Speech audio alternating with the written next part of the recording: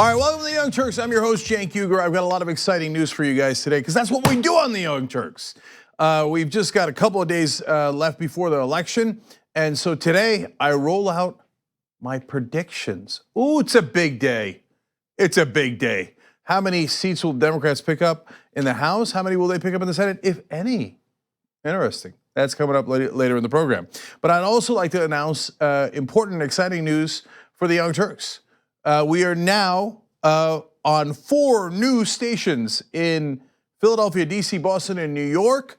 And I love this network that we're on. WMCN in Philly, WMDE in Washington, WWDP in Boston, and WRNN in New York. So welcome to all those stations. We are on 7 to 9 p.m. Eastern every night there. Looking forward to sharing the news with you guys and our perspective and commentary and enthusiasm. As you will see for the new viewers, we're quite enthusiastic. We're enthusiastic about the news, we're enthusiastic about being progressive. And recently a reporter called me part of the fighting left. And I said, I like the sound of that. So now in today's show, I also have other news for you guys, including Donald Trump pretty much admitting that he lies. I'm going to show you then his explanation of why he lies, and then Fox News' defense and how the media should just bow their heads and report it as if it's true. That's also a little bit later in the program. But unfortunately, we start with a fairly common theme these days in the Republican Party, which is fear and loathing. So they have been driving hatred in so many different ways. And it used to be predominantly against Muslims and Mexicans, M&Ms, as they have been doing that for over a decade. It's not just Donald Trump. Republican Party has done that for almost literally as long as I can remember. Well, certainly as long as I've been covering politics. And I remember writing an article about the M&Ms about a dozen years ago. But now they have added to their repertoire, and the reality is, of course, they always wanted to. In a lot of their voters also did not like other groups of people, and so their disdain for African Americans in this country is legendary. They literally had a strategy called the Southern Strategy around it, and now we have gotten to the bottom of the barrel with anti-Semitism. So let's start there, and then we'll take it from there, unfortunately, as they seem to be attacking almost every group. Literally, in this show, we have a Republican attack against Jews, against Latinos, and against blacks. So the Muslims are starting to feel a little left out, but they're not in the news today. All right, let's go over here and start with the first story. Okay. So the Republicans have been on a warpath against many different minorities. Unfortunately, the latest is Jewish Americans, and there was an extreme right-winger who did the attack in Pittsburgh, killed 11 people at a Jewish synagogue, 6 others injured. And I want to tell you about what a Republican politician is doing. But before we do that, we sent Emma Vigeland, our reporter, to cover a Trump rally down in Florida. And I thought that this gentleman that she ran into was unfortunately emblematic of a lot of the right wing these days. Now, get a load of what you see tattooed on his back. Let's watch. So that's Obama, that's Hillary Clinton. Who's that? Oh, down there, Osama bin Laden? No, that's the Ayatollah Khomeini, and then the worst enemy of the United States is on top. Don't you know who that is?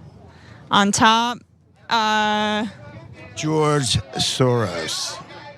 Who is the worst enemy of the United States. So on your back, you got George Soros, Hillary Clinton, Obama, and the Ayatollah? As negative, not positive. Right. You can see Michael the Archangel casting the demon into the abyss, and then you have below them the enemies of the United States and its Constitution.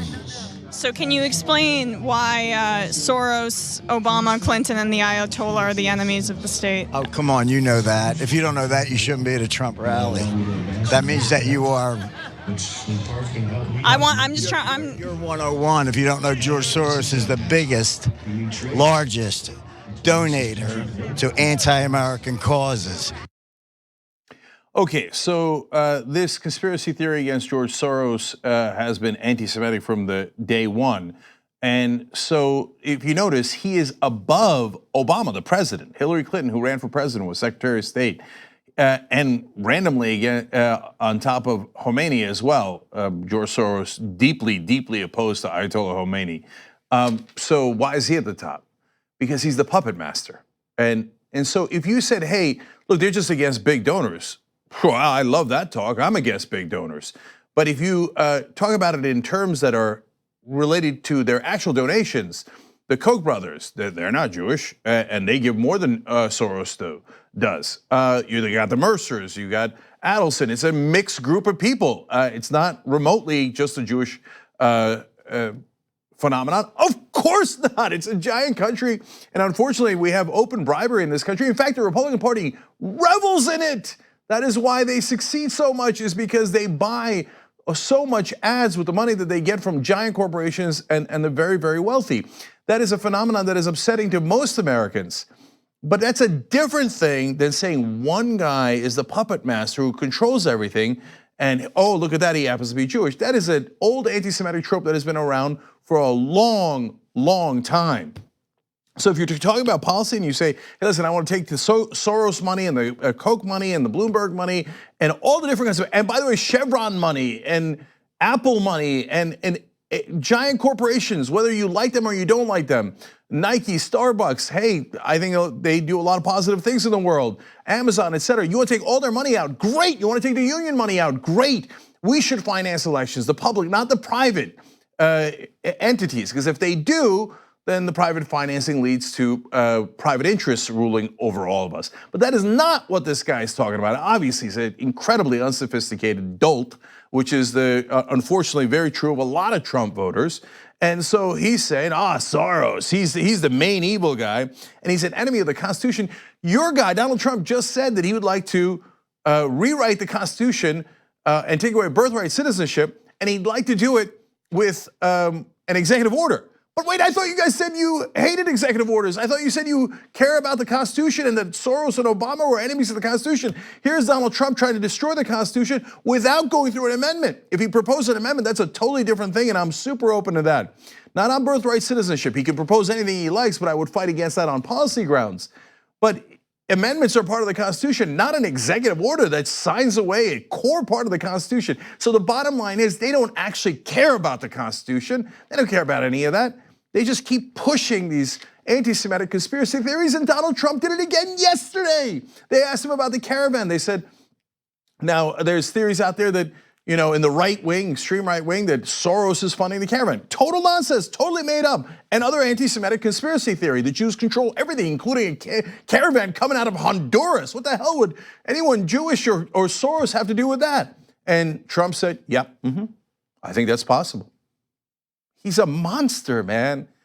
So I said this a long time ago, right when he got into office. I said, look, the bottom of the barrel is anti-Semitism. Once we've gotten there, then all the demons have been released. Because that was logically a forbidden topic in America because of, I don't know, World War II and the Holocaust, where 6 million Jews died. So, and normally politicians in America don't go there. But I realized when I interviewed David Duke back before the 2016 election, right around when the campaign was getting started, David Duke did not talk about blacks or Latinos much. He was obsessed with the Jews. And I noticed that that's what the extreme right wing, at the end of the day, they come back to the Jews. And so, and now it's on their backs, it's tattooed. Trump reinforces it. We got a synagogue attack. We got bombings, including a bomb sent to George Soros. Yet they are totally unrepentant. This is after the bombing. This is after the shooting of the synagogue. Now look, that guy could say, oh, synagogue, no, I'm not saying it's anti-Jewish. I'm just saying, he's the primary evil, right? Okay, I don't buy that. But secondly, they sent a bomb to Soros's house. Don't care. Because look, that's domestic terrorism and they're cheerleading it. So now we have another case of a Republican politician with another anti-Semitic attack. This guy is state senator in Connecticut, Ed Charmut. And his opponent is Representative Matthew Lesser, who happens to be Jewish. So get a load of the poster that he put up, a flyer criticizing Matt Lesser. It says, vote no on Matt Lesser, and it has a picture of him looking greedy with large eyes, holding a bunch of money. Now, wait a minute. How does that make any sense? First of all, there's an older guy holding onto his piggy bank, but Lesser and the Democrats want to protect Social Security. Mitch McConnell and the Republican leadership have talked about cutting Social Security and Medicare. So why put a money-grubbing picture of someone on a flyer like that, totally irrationally and not connected to anything? Well, hey, look at that. I got a Jewish opponent and he's a money grubber. Oh, oops, did I put out an anti-Semitic flyer? They're disgusting, man. So, of course, he took a lot of heat for that, and he must have gotten the talking to. I don't think it worked. So they put out this statement. Now, I want to read you this statement on his Facebook page, but understand that this is not the Republican candidate. It's his staff that put out this statement. They said, the entire campaign committee, which includes members of the Jewish community, never discussed or considered Mr. Lesser's ethnicity, race, religion, or any other personal characteristics of Mr. Lesser. And it was never our intention for the mailer to be anything more than a reflection of Mr. Lesser's policy record. Right, hilarious. However, it is clear now that the imagery could be interpreted as anti-Semitic. For that, we deeply apologize, as hate speech of any kind does not belong in our society and especially not in our politics. Except you guys are the ones who made the flyer and sent it to everyone. And then when you got your hand caught in the anti-Semitic cookie jar, all of a sudden you're like, oh, hate speech. Oh, there's no place for it. Except for when we were printing the flyers and sending them to everyone. But now we got caught, so we feel bad. Lesser himself pointed out, he said that he had not been contacted by Charmut or state Republican leaders since the mailing went out. So there was no personal apology. There was just a bland statement from his office. What did the candidate himself say, though? Before he was admonished by other Republican leaders, he said, the mailer makes the point that if elected, Matt Lesser will undoubtedly vote to hike people's taxes again and again. Those wishing to portray a graphic illustration as something hateful are completely wrong. So he doesn't believe it. That statement they put out later, that's not him. He didn't sign it. He didn't say it. He didn't call Lesser. He hasn't told anyone in the media that he apologizes for it. And his real reaction was, yes, so what? What are you gonna do about it, right?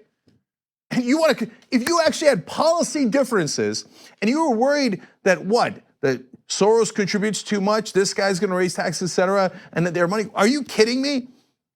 How about your donors? How about your donors, Republicans? But it's not convenient to attack them. One, because they're bribing you. Now in America, we have the insanity of legal bribes called campaign contributions and independent expenditures, but you like those bribes when they go to Republicans. And number two, some of your donors happen to be Jewish because it's a big country, and a lot of them aren't. Well, that doesn't get fear and hatred going in our base enough. So let's pick one Democratic donor who is Jewish, let's attack him nonstop, and if you got a Jewish opponent, make him seem like a money grubber too. This is what the Republican Party has been reduced to. That's in Connecticut, that's not in Mississippi.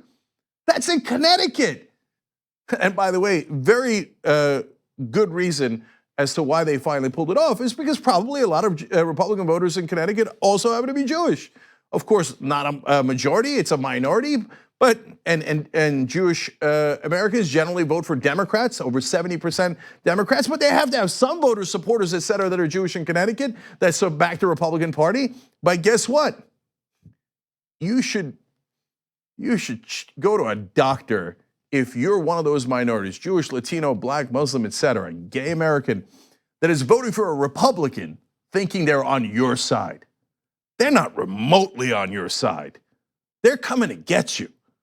And they're proud of it. And they got it tattooed on their back. They got it printed in flyers. They got their president egging on anti-Semitism after the synagogue shooting. So that's today's Republican Party. Okay. Now we move to hatred against African Americans. And by the way, if this is your first time watching the show, you're beginning to get a sense of it. Okay. So now, there's a race in Pennsylvania where you've got a wonderful progressive, Jess King. She is running against first-term Republican Lloyd Smucker. And Jess King's a just Democrat. She's uncorrupted, does not take corporate PAC money. You should look into supporting her. She's been on Rebel Headquarters, which is part of the TYT network. And so a lot of people are excited to support her, including Amanda Kemp and her husband, Michael Jimenez. So they went to go canvassing in Pennsylvania, where this race is. And they went to Manheim Township, because that's where the race is. And they went to a gated community called Bent Creek Community. And they happen to be a biracial couple. Amanda Kemp is African American and her husband is white. But they run into a woman in the gated community who apparently came out with shears in her hand, so I guess she was doing gardening. And she was quite moved immediately. She was angered. Now that's curious. I mean, you have no idea what these folks are even doing. Why would you come out guns blazing, or in this case, I guess, shears blazing? Well, I mean, here's a biracial couple in her gated community. I'm gonna tell you about that community in a second. And so she asked them, what are you doing here? Does she often ask other people in that community, hey, what are you doing here? Does she know every single person in that community? Is she sure that they're not, they don't normally live in that gated community? It's hard to tell, okay? Also incredibly easy to tell. Anyway, so she says, what are you doing here? And they say, oh, we're canvassing. We came for a specific person in this community. We want to tell them about Jess King, but then we decided that we were gonna just knock on doors. This, by the way, happens all across the country. It's actually a wonderful thing where volunteers go out and talk to their neighbors, talk to people in the community, and it's a personal interaction. I think it's one of the best things about grassroots politics in America. So of course, this woman wanted to put an end to it. So she asked them about it, and they said, well, we're canvassing, which is very normal, but we're canvassing for Jess King. So they're perfectly honest about it. So what is the reaction? The woman whose name is Elizabeth Duffy Johnson, according to Amanda Kemp, said, I hate Jess King. She's trying to take us to socialism. You can't do that here. So it appears that you, first of all, you came out for a curious reason. I don't know why you thought what they were doing was wrong. And then once you find out that they support a candidate you don't like, well, then all of a sudden you are very, very animated. By the way, this Duffy lady is a member of the Republican Committee of Lancaster County. So she's officially a Republican, and she wants that couple out of there. So how about that community? Well, who's in it?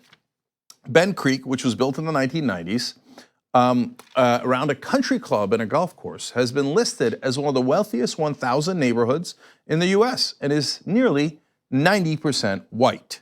Now, I don't know what the other 10% is, but apparently Duffy Johnson thought that it couldn't be these two folks. So is there anything wrong with a community that's wealthy around a country club? Of course not. Anything wrong with it being 90% white? Well, it happens to be 90% white. Okay, that's not the issue. The issue is when someone comes out and goes, what are you doing here? You don't look like us. Okay. Now, let's get more into the person who came out and started this altercation in the first place. The woman who was later identified as Elizabeth Duffy Johnson. Gee, I wonder if she's at the country club with a name like Duffy as a nickname. Anyway, a member of the Republican Committee of Lancaster County and a Smucker campaign volunteer took the couple's picture, and the white woman covered her face when they tried to take hers. Well, isn't that interesting, right? You guys are probably, she called the cops on him. So that's why she's taking the picture. She's like, I'm gonna get you guys. You look at Amanda Kemp. Does that look like a criminal? I mean, come on. I mean, maybe if you're racist, it does. Oh, she's black. Well, that's my definition. She looks like the most normal American I have ever seen in my entire life. By the way, she is a visiting scholar at Franklin and Marshall College in Lancaster. Okay, but not to Duffy. Duffy views her to be a danger, so he starts taking pictures of her, calling the cops.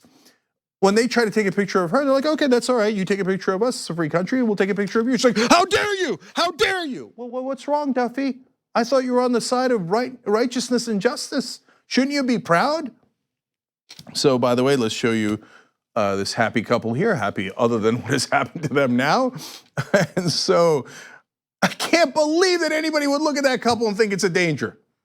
How could you possibly think that? Okay. And then apparently Duffy went on to say, all this is private property. You can't be in here at all. I'm calling the police. And that she did. She called the cops, and the cops, and by the way, the couple said, all right, okay, fine. Nobody else but you complain. All we're doing is trying to get people to vote. So they left, they go home, and the cops pursued them. Apparently, Duffy recognized Michael Jimenez, the husband. And so, I don't mean like it's a hot pursuit or anything. They went to their house, and Jimenez, who Johnson had apparently recognized during their encounter, spoke with the officer, who asked a few questions before determining no criminal violations had taken place. Oh, you don't say. Turns out being an American and trying to get other people to vote is not criminal. Okay, and even doing it when you're a biracial couple, even that's not criminal. I know that's gonna come as a huge shock to some Republican voters in this country, but it's not. And once again, white right-wingers, 911 is not takeout service, okay? It's not, hey, I'd like something delivered to my house. In this case, cops. I saw a black person and they're trying to get other people to vote. Man, I don't know when the Republican Party is gonna get better, but it ain't soon, unfortunately. All right, especially when they're led by this guy. Let's go to the next story, Donald Trump. Okay. I love that graphic. Okay. So Donald Trump, being interviewed recently, asked, hey, I thought you said you were never gonna tell a lie. Listen to what he says. The ending is very important and very telling, and then I'm gonna show you some of his lies afterwards. Let's watch. You remember well in the campaign, you made a promise. In this journey, I will never lie to you. I will never tell you something I do not believe. Can you tell me now, honestly, have you kept to that promise at all times? Have you always been I try. truthful? I mean, I do try. I think you try too. You say things about me that are not necessarily correct. I do try, and I always want to tell the truth. When I can, I tell the truth. When I can, I tell the truth. Well, what's stopping you, big guy? I try, I kind of try. Sometimes I try, a lot of times I don't try though. So now I'm gonna show you the times that he doesn't try. And he knows it. He knows he's a liar. That's why he gives that answer. Now, if you say to me, hey, Cenk, do you try to tell the truth? I say, absolutely.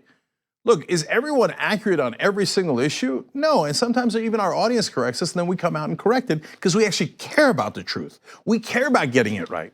But Donald Trump doesn't care about that. He cares about winning. That's the only thing he cares about.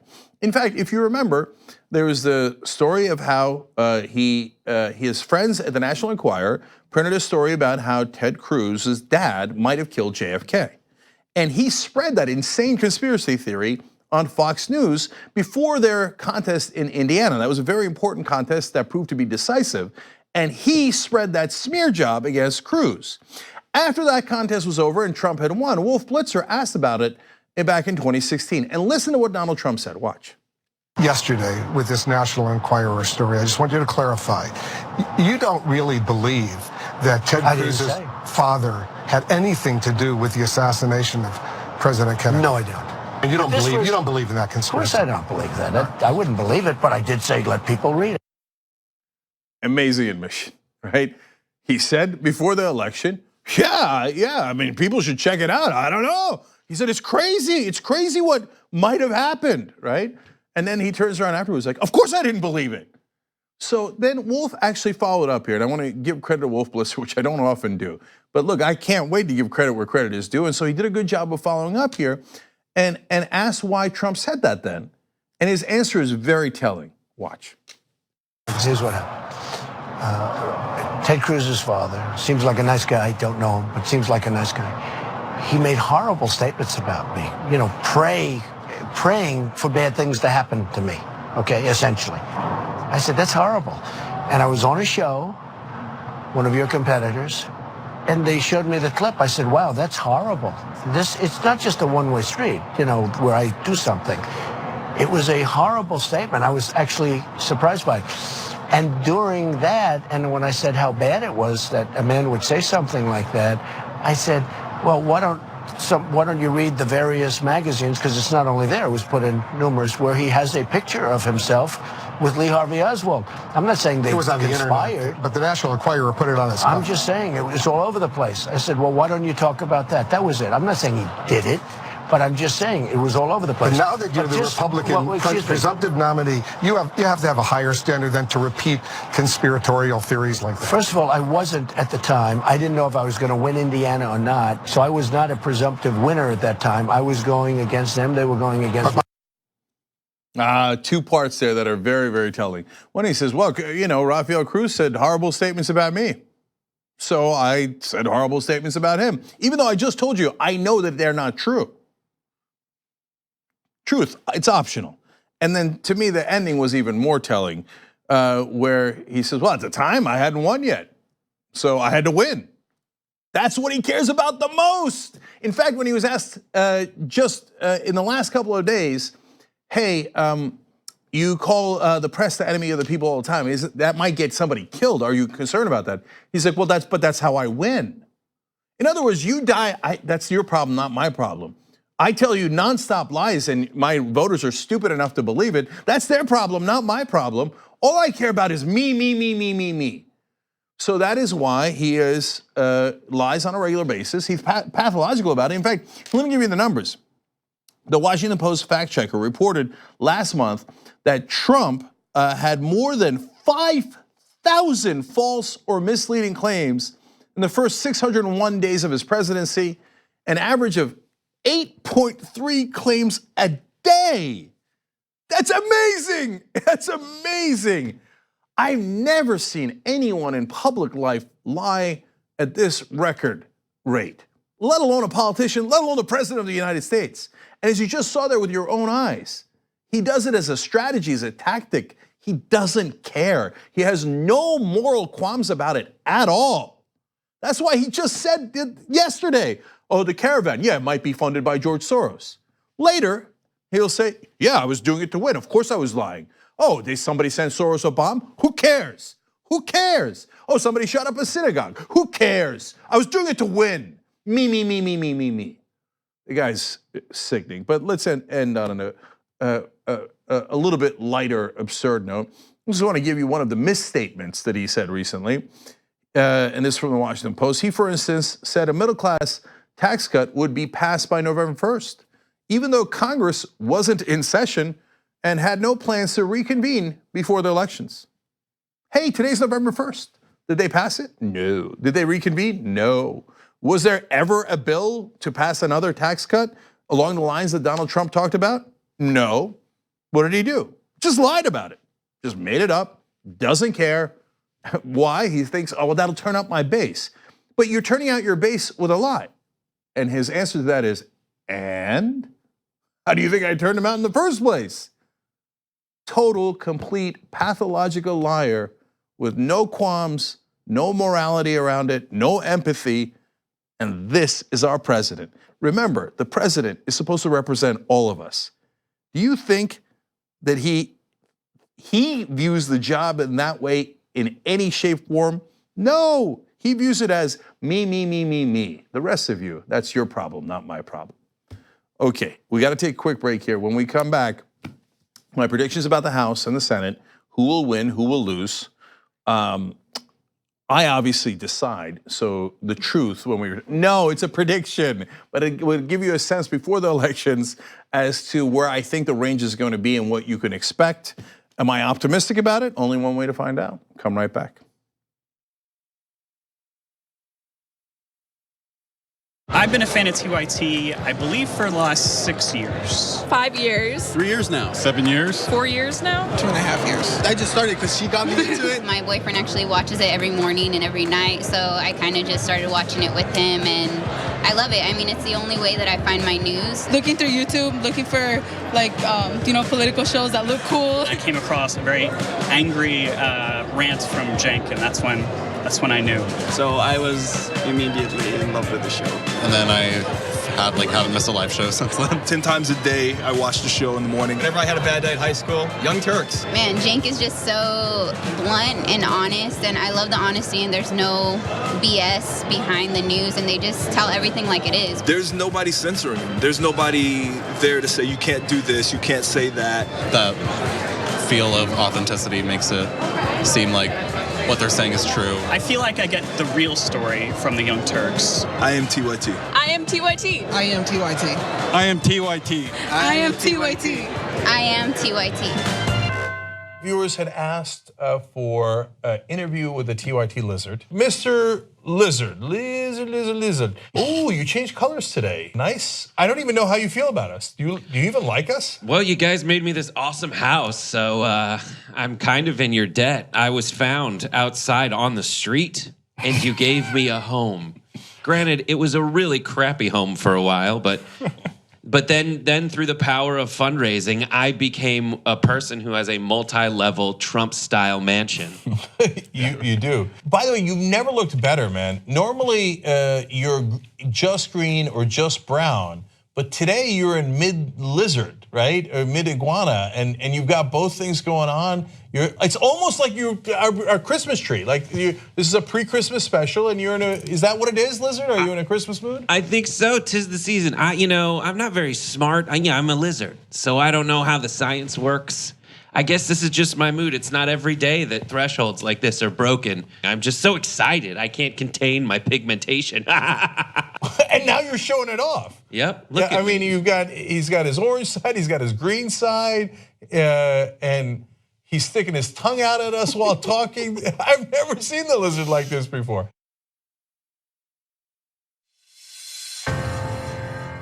That's 300 million. That's a pretty good number.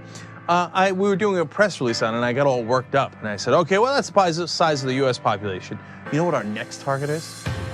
The size of the entire world on the road to 6 billion. Although by the time we hit it, it'll probably be 7, maybe 8 billion. Not a big deal. A couple of days ago on the TYT network, we passed 1 billion views. What the hell? What the hell? No, that's a big freaking deal. 2 billion views. What now? Sorry. What did we do? 2 billion? 2 billion. They said it couldn't be done, but it was done. We just crossed 5 billion views on YouTube. I mean, imagine 10 years ago thinking, one day. People looked at you like, are you nuts? Young Turks crosses 6 billion views. They said you couldn't do it, you can't change the media, don't try. Well, here we are, we're changing the media. Thank you, thank you, thank you. It's not often in modern days that you get that experience of going to an authentic barber and having an actual in-barber shave. But if you've ever done it, you know how you feel. You not only look your best, but you feel healthier and fresher. Well, what if you could get that experience at home every single day? Well, that is where Scotch Porter's Subscription Club comes in. For less than 99 cents per day, they have a curated list of products free of harmful chemicals, handmade for your beard, for your skin, for your body, and for your face. Head to scotchporter.com/John.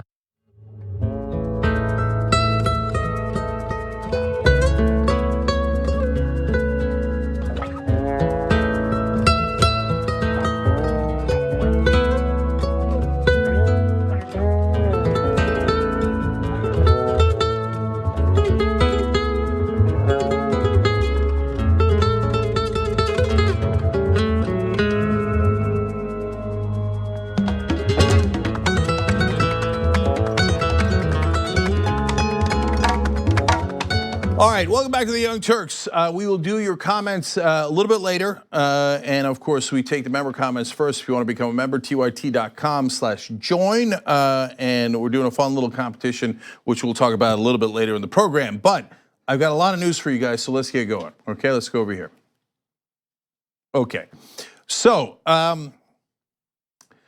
Donald Trump recently asked to explain if he cares if the media is going to be attacked, because he keeps calling them the enemy of the people. I'm gonna set this up for you guys and then go to Fox and Friends afterwards to get their reaction of how the media should bow their heads to Trump and what their journalistic standards are, which is fascinating. But first, let's find out what the context was. Here's the original question that started the conversation.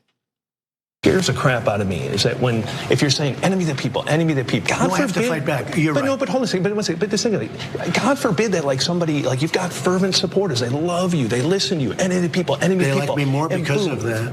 They like you more. But what happens if all of a sudden someone gets shot? Someone shoots one of these reporters. Don't you worry at all? I mean, you are like the most powerful man in the world, and if you say that word, enemy, literally tens of thousands of people go into a stadium to listen to you, and then people go on social media and they get themselves so jazzed up. There's got to be a party that's like, damn it, I'm scared that someone is going to take it too far. It's my only form of fighting back. I couldn't be here if I did that. So great questions by Axios there, and it was Jim Vandehei doing the questioning in that particular exchange, and I'm glad somebody finally asked it of him, and his answer is, yeah, but that's my form of fighting back. All I care about is winning. Whether you guys get shot is your problem, not my problem. So if you're in the press or the media, like Fox News theoretically is, well, that might concern you. And to be fair to Fox, some of their anchors have spoken out saying, maybe calling the press the enemy of the people not a great idea, because apparently many months into this, they looked around where they're like, oh, right, we're pretending to be the press. That's funny. But yeah, all right, so maybe you shouldn't do that. But only a couple of their anchors said that. So now Fox and Friends is his home base. We're home of progressives. Fox and Friends is home of Trump. So are they going to defend their own people in the media, or are they going to defend Trump? Now, you know which way this is going to go. But Ainsley Earhart here at the end says something incredible for someone that's theoretically in the press. Let's watch. How frustrating would it be if you're the president of the United States and every single time you turn on the TV, on most of the channels, they're misconstruing what you say, and you know your heart and you know your words and you know your voice, and then you watch other people report on what you say and it's completely different than what you mean. Well, that has to be frustrating, and that's why he's saying it's fake news. And he's saying if you don't want to be called the enemy, then get the story right, be accurate, and report the story the way that I want it reported. Yeah, I think it's a good point. No, it's not a good point. It's a terrible point. She said at the end there, if you don't want me to call you names, well, then report the story the way I want it reported. Well, if we didn't live in a democracy, I guess that is how it would work. Kim Jong-un, another friend of Donald Trump, would love it that way and has it that way because he's a dictator. So he says, if you don't report the news the way I want, we're probably executed, at least gonna go to a gulag, that's for sure.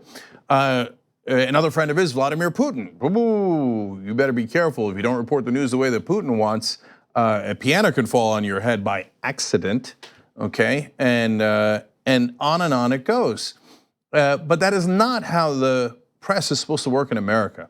We're supposed to report reality, whether it is convenient or inconvenient to the people in charge. The press is supposed to be the watchdogs. Now, look, I think that they've fallen asleep on that job for a great number of decades at this point, and I think they should have been a lot more aggressive in questioning both Republican and Democratic presidents and politicians. So I can give you 1,000 examples. I mean, obviously the Iraq War is a stunning example of the failure of the media to be watchdogs. They were lapdogs at that time. And the list goes on, but they never questioned Obama on his drone strikes either that killed innocent civilians. They don't question all the politicians on their donors, which actually is an enormous form of corruption that goes completely unmentioned in television, except for when now we talk about it on television, so you're welcome. But if you had those criticism of the press, that would make sense. But the Fox News criticism is the exact opposite. They say, no, if you would just bow your head to the president and report the news in the way that he would like, in other words, with political correctness, then everything would be fine. Understand that word political correctness is not some modern term applied to things that give you offense. No, that's a term both from Stalinist Russia and from Nazi Germany, where they told the media, you are not to report what is factually correct, you are to report what is politically correct, what the politicians want you to report. Well, they would have loved that segment. That's keeping it real. Okay, now on to the main event. Let's go to my predictions. Okay. Now I want to give you a sense of where we are today in the House and the Senate, and then tell you what I think is going to happen in just a couple of days in the 2018 elections. So first, obviously there's 435 people in the House of Representatives, and I want to give you the breakdown as it currently stands. There are 195 Democratic seats and 240 Republican seats. That's why, of course, the Republicans control the House of Representatives, and significantly so. That's a big, big margin, obviously, that is in favor of the Republicans. There's actually technically 7 vacancies, but of those vacancies, 5 are in Republican seats and 2 are in Democratic seats. That's how you arrive at 240 to 195, and so that's a 45 seat advantage for the Republicans. I took math in college. And so can the Democrats really overcome that? Well, let's take a look at basically the map of the House here, so you get a sense of where things stand. Graphic 26. So a lot more red than blue, and then you've got those vacancies. But as I explained to you, the breakdown of those, you have a sense of where it stands. All right, now how many seats do the Democrats need to pick up to make that swing? Well, they need to pick up 24 seats so that they can get to at least 218. And obviously the seats they pick up, the Republicans lose, and that's how the math works. Once again, I took a little bit of math in school. Okay, so now the relevant part is how many seats do I think the Democrats are gonna pick up? Now, I looked at the polling, I looked at all the different websites that track this, and on top of that, I did my own analysis. Now, the point of this is not to beat my chest and say, oh, haha, I got it right, or later say I got it wrong if I did, which I do. If I do get it wrong, of course, I share that with you guys. The point is to give you guys a sense of the lay of the land and give you a sense of what people's expectations are and why I think they're a little off. So, for example, if you go to Real Clear Politics, they track all the polling and they aggregate the polling, and they believe that Democrats are going to pick up 26 seats. According to the polling, that is not their opinion. They say, look, we're tracking the polling, the average of the polling. I think there's a reason why the polling is a little off, and they say 26. That would be barely enough for the Democrats to win back the House. Well, I think that there are a number of issues with that. I think, first of all, most of the polling tracks likely voters. And when there is great enthusiasm and energy, as there is on the Democratic side in this particular election, it undercounts the number of people who are actually going to show up. Now, in 2016, that was actually an advantage for Donald Trump and the Republicans. He had unlikely voters show up. In fact, that's why we warned you ahead of time that that election was nowhere near a lock, as the rest of the press was saying. I explained 5 days before that election that the polling actually indicated that Hillary was only up by 2 points in Pennsylvania, and that could easily swing. And we saw unlikely voters come in for Donald Trump during the primaries. We saw unlikely voters come in for Bernie Sanders during the primaries because they're unconventional candidates. They're more populist candidates. That's why Bernie Sanders was supposed to lose Michigan by 18, but actually won it by 2.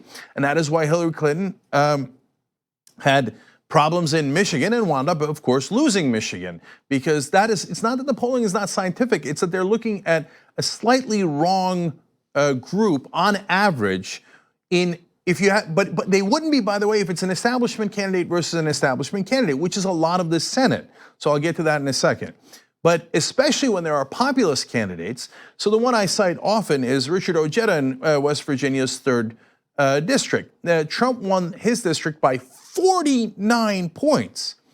So on none of the maps was Ojeda's race remotely close. They're like, oh, well, that's a no-brainer. The previous Republican congressman there won his seat, his election by 44 points. That is not a close district at all. And normally that would be true. That is right. It is not a close district. But Ojeda is nearly tied in the polling.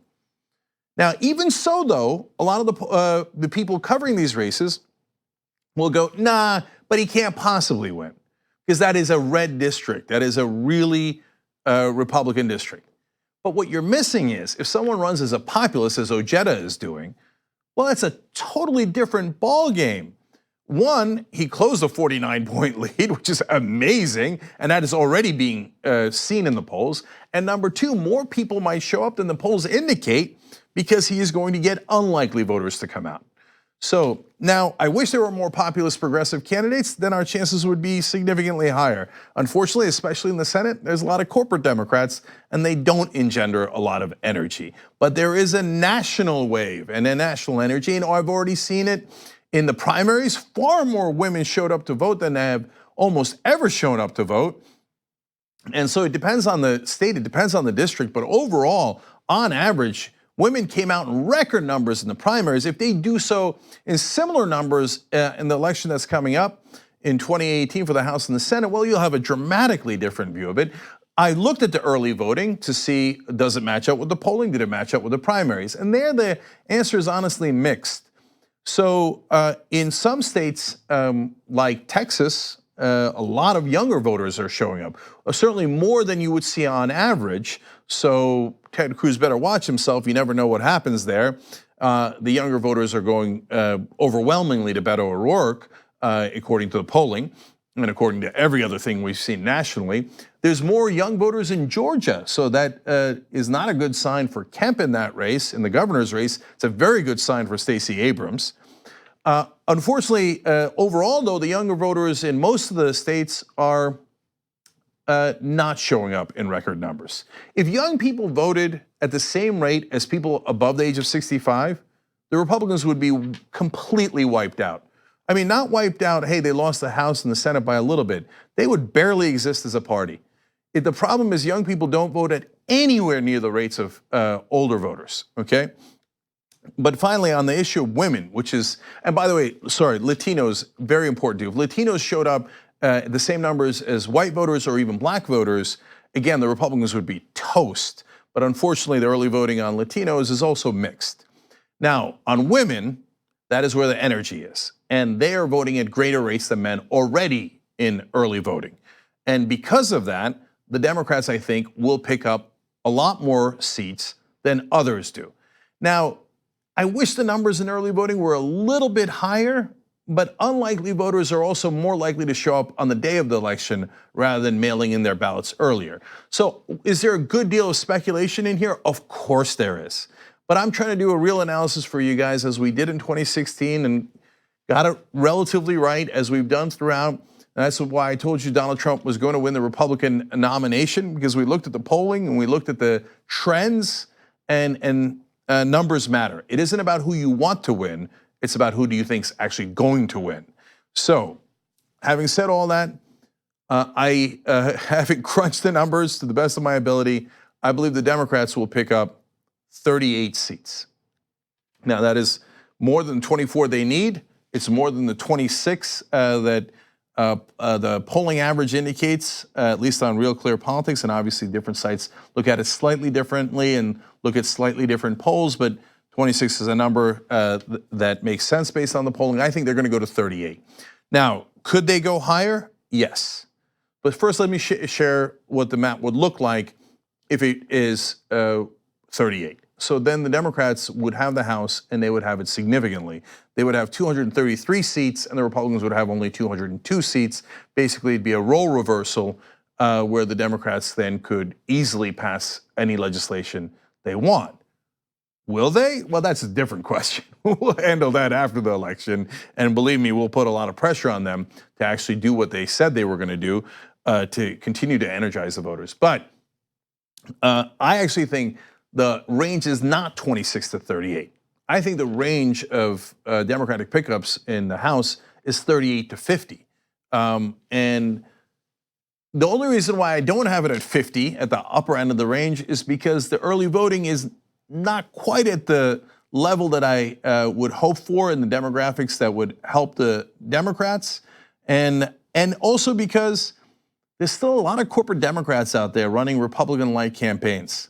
I think that the populists are completely underrated, but so far there's not quite enough of them. I hope that in 2020 that changes after the populist progressives come up with victories that were unexpected. We already have had a lot of those. Alexandria Ocasio-Cortez in a very blue district, but Kara Eastman in a very red district. And so if the Kara Eastmans of the world win and the Ojettas win, and there's so many others out there, just check out justdemocrats.com to see those progressive populist candidates, then I think we could run more of those in 2020 and have bigger victories. But to give you a sense of what I think is the bias in the rest of the press, Washington Post did a story about the chances of Democratic pickups in Virginia. And there's a corporate Democrat that they said could win their race, even though she is trailing by 8 points. There's a more populist progressive, a strong progressive, Coburn in Virginia's 5th district, running against Riggleman, who is a very extreme right-winger. They say that she does not have a good chance of winning, but she's actually tied. See, look at the bias. They're not actually looking at the polling. So in Washington, they have a preset mindset, and Ryan Grimm did a great story about this in the Intercept recently, along with Brianna Gray. And they say that the Democratic Party, and unfortunately a lot of the media, is obsessed with what they call Whole Foods districts, like suburban districts where they think they're gonna flip Republican voters. Yeah, but no, you gotta get your base to show up. If the Democratic base shows up, they win an astounding number of victories. The Democrats have a registration advantage over the Republicans, and in so many of these districts, that even ones that are considered red, no, the Democrats have the registration advantage. The problem is the base doesn't show up. Why? Because you don't give them anything to show up over. So the Democratic strategy is run corporate, business-friendly, pro-war candidates because they'll appeal to suburban Republican voters who think corporations are awesome and war is awesome and go to Whole Foods. And so because of that lens that they wear, they go, oh, somebody's down by 8, they'll probably win because they're a corporatist. Oh, someone's tied, they'll probably lose because they're a progressive. That makes no sense at all. That's exactly what they did wrong in 2016. That's why I think it could go all the way up to 50 if some of those progressives win races that the rest of the press does not expect. But I wish they had more populist progressives, then we can get to the higher end of that range. Now, I want to do the Senate real quick as well. Obviously, there's 100 senators, you guys know that. And currently today, there's 51 Republicans and 49 Democrats. And so that is really close. Unfortunately, there's a lot more Democratic seats up than Republican seats. So it is much harder to win the Senate, even though it's a smaller margin. It's overwhelmingly Democratic seats that are up for re-election because a third of the Senate goes up for re-election every 2 years. The next 2 cycles, by the way, there'll be a lot more Republican seats up, and then they're in for a world of hurt. But in this cycle, everybody believes that the Democrats are probably not going to be able to pull out a victory. In fact, they think they might lose 1 or 2 seats in this cycle. Well, look, here I'm less certain because a lot of the Democratic candidates are Republican light, total conservative corporate Democrats. And so they're gonna shoot themselves in the foot. But I do believe that the wave is real. I believe that more women will show up. And I believe that there's a lot of people angry about Donald Trump. And I also believe, and this is important, that Donald Trump's strategy of trying to turn out his base by being more and more hateful almost every day leading up to the election. Yes, we'll turn up a couple of more people in his base, but will actually anger enough people in the Democratic base to have more of them show up. I think it is a counterproductive strategy as things stand now. And you have to understand something. Last point on this is just very important and is not taken into account by the rest of the media enough. Donald Trump needed 85% of white evangelical voters to show up for him to win in 2016. and 81% of them voted for Donald Trump. That is an astounding number. It's nearly impossible to replicate. In fact, if you take white evangelical, in this case specifically, less educated white evangelical voters out, do you know that Hillary Clinton actually won non-college educated white voters by a large margin? So it's almost exclusively the evangelical base that is propping up the Republican Party. But if they don't show up at an 85% rate, which is record-breaking, the rate that they showed up at 2016, then the Republicans are in a world of trouble. So despite the fact that there are these corporate Democrats out there running, in my opinion, terrible races across the country on the Senate side, I believe that the Democrats will actually pick up a seat. So I think they're going to pick up one seat, and the result at the end will be 50-50, a tie in the Senate. So look, and I think that I can tell you some of the results already. Heidi Heitkamp thought it was a genius idea to run as Republican light in North Dakota. It is not. She's getting crushed and she will lose. And I think that we are going to pick up some seats that are unexpected. It could be Tennessee, it could be Mississippi of all places, it could be Texas. But we will get, my sense is a victory or two that is totally unexpected. But unfortunately, I think that one or couple of the corporate Democrats will bungle it. A candidate like Joe Donnelly, who's running nonstop ads celebrating the Republican Party, a candidate like that could easily lose because they didn't make their own case. Instead, they made the Republican case, and that is usually a recipe for failure. And at the end of the day, we might look around and go, oh my God, we had it. We could have even had the Senate if one of these knuckleheads hadn't lost a race they had no business losing. So we'll see, but that is my expectations for what's gonna happen. The good news is we're all gonna find out together. So tyt.com/live will be on all day. We'll start at 1 p.m. and probably go to about 1 a.m. Eastern. We'll also have special coverage from 6 to 11 p.m. on Monday, do a pre-election show. We'll talk about this and get more into the particulars of the different races and the ballot measures and the governor's races. But don't miss a minute of our election coverage because this is not a hyperbole. This is the most important midterm election of our lifetime. All right, we got to take a break. We'll be right back.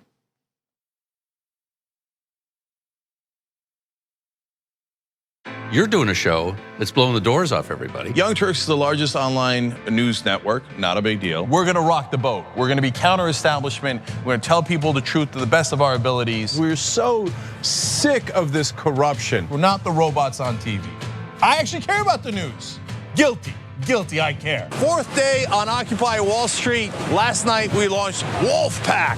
It's us pushing our ideas out there, trying to help the country in every way that we can, trying to make this place just a little bit better. Reporting from the Hillary-Bernie debate, I gotta be honest, you know what we do, we cover it for real. For us, this system isn't working. Free and fair elections.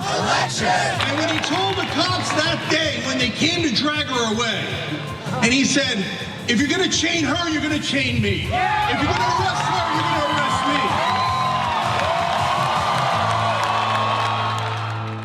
me. Unprecedented appearance by a female on Old School. When you were growing up, what did you want to be? I think I was starting to think I don't want to do one thing, and I did live up to that. Well, mission accomplished then, because Dave was a geologist. Yeah. And now he's, helped found the Young Turks. Even within TYT, you've done a lot of different things. Yeah. So if you want to do different things, you nailed it. All right, last story to end on is a Dave story. Whenever there was something like obvious, glaring, he would go up and ask them about it. Like it'd be like a giant church, right? And somebody's standing in front of it. The usual Dave go, pull up right in front of him. You're like, hey, do you know where there's a church around here? And they're like, right here. It's right here. Practical jokes. Spice up life a little. I'm here today to announce the program known as DACA is being rescinded. We don't run our own country. We've lost our democracy, and all we have left is rage. Where are the Democrats? I would be on every cable news channel screaming and yelling and talking talking about what the Republicans are doing right now. How do you expect us to get excited to show up to the polls for these loser Democrats? How come we have nothing but cowards who'll never fight? Primaries are everything. Building a great wall on the southern border. You have politicians who fearmonger about disenfranchised groups. The first attacker came through the visa lottery. Now they are against legal immigrants. Ending chain migration. They don't want people from those countries coming here because they're fucking racist. This guy's an absolute monumental disgrace to all of us as Americans. I ordered to launch precision strikes on targets. That is what I was warning about for literally years on this program. This is what they promised they would do if they got into power, and what do you know? They did it. I've now shown dozens of videos on the Young Turks of cops handcuffing people who are bleeding to death. His life means nothing. We have been trained to be cowards, so we're gonna handcuff that guy bleeding to death. What does this law mean? These are all just basic BS coverings. To every politician who is taking donations from the NRA, shame on you. They said that this was impossible, but now we're beginning to move that boulder. And at the end, we'll get our democracy back. Primary the living hell out of these Democrats, and let's take over the party. That's a ghost ship. Let's board it, and let's take it.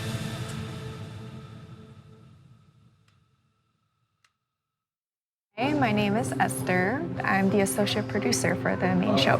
What are we working on right now? So anything that has to do with the main show, whether it's grabbing elements or helping Cenk or helping the host or doing research, I could go on and on. It's really fun and really nice because it's different every day. You don't know what kind of content you're gonna get. You don't know what kind of breaking news you're gonna get. And you kind of have to take that and put it in order, and somehow it becomes a show.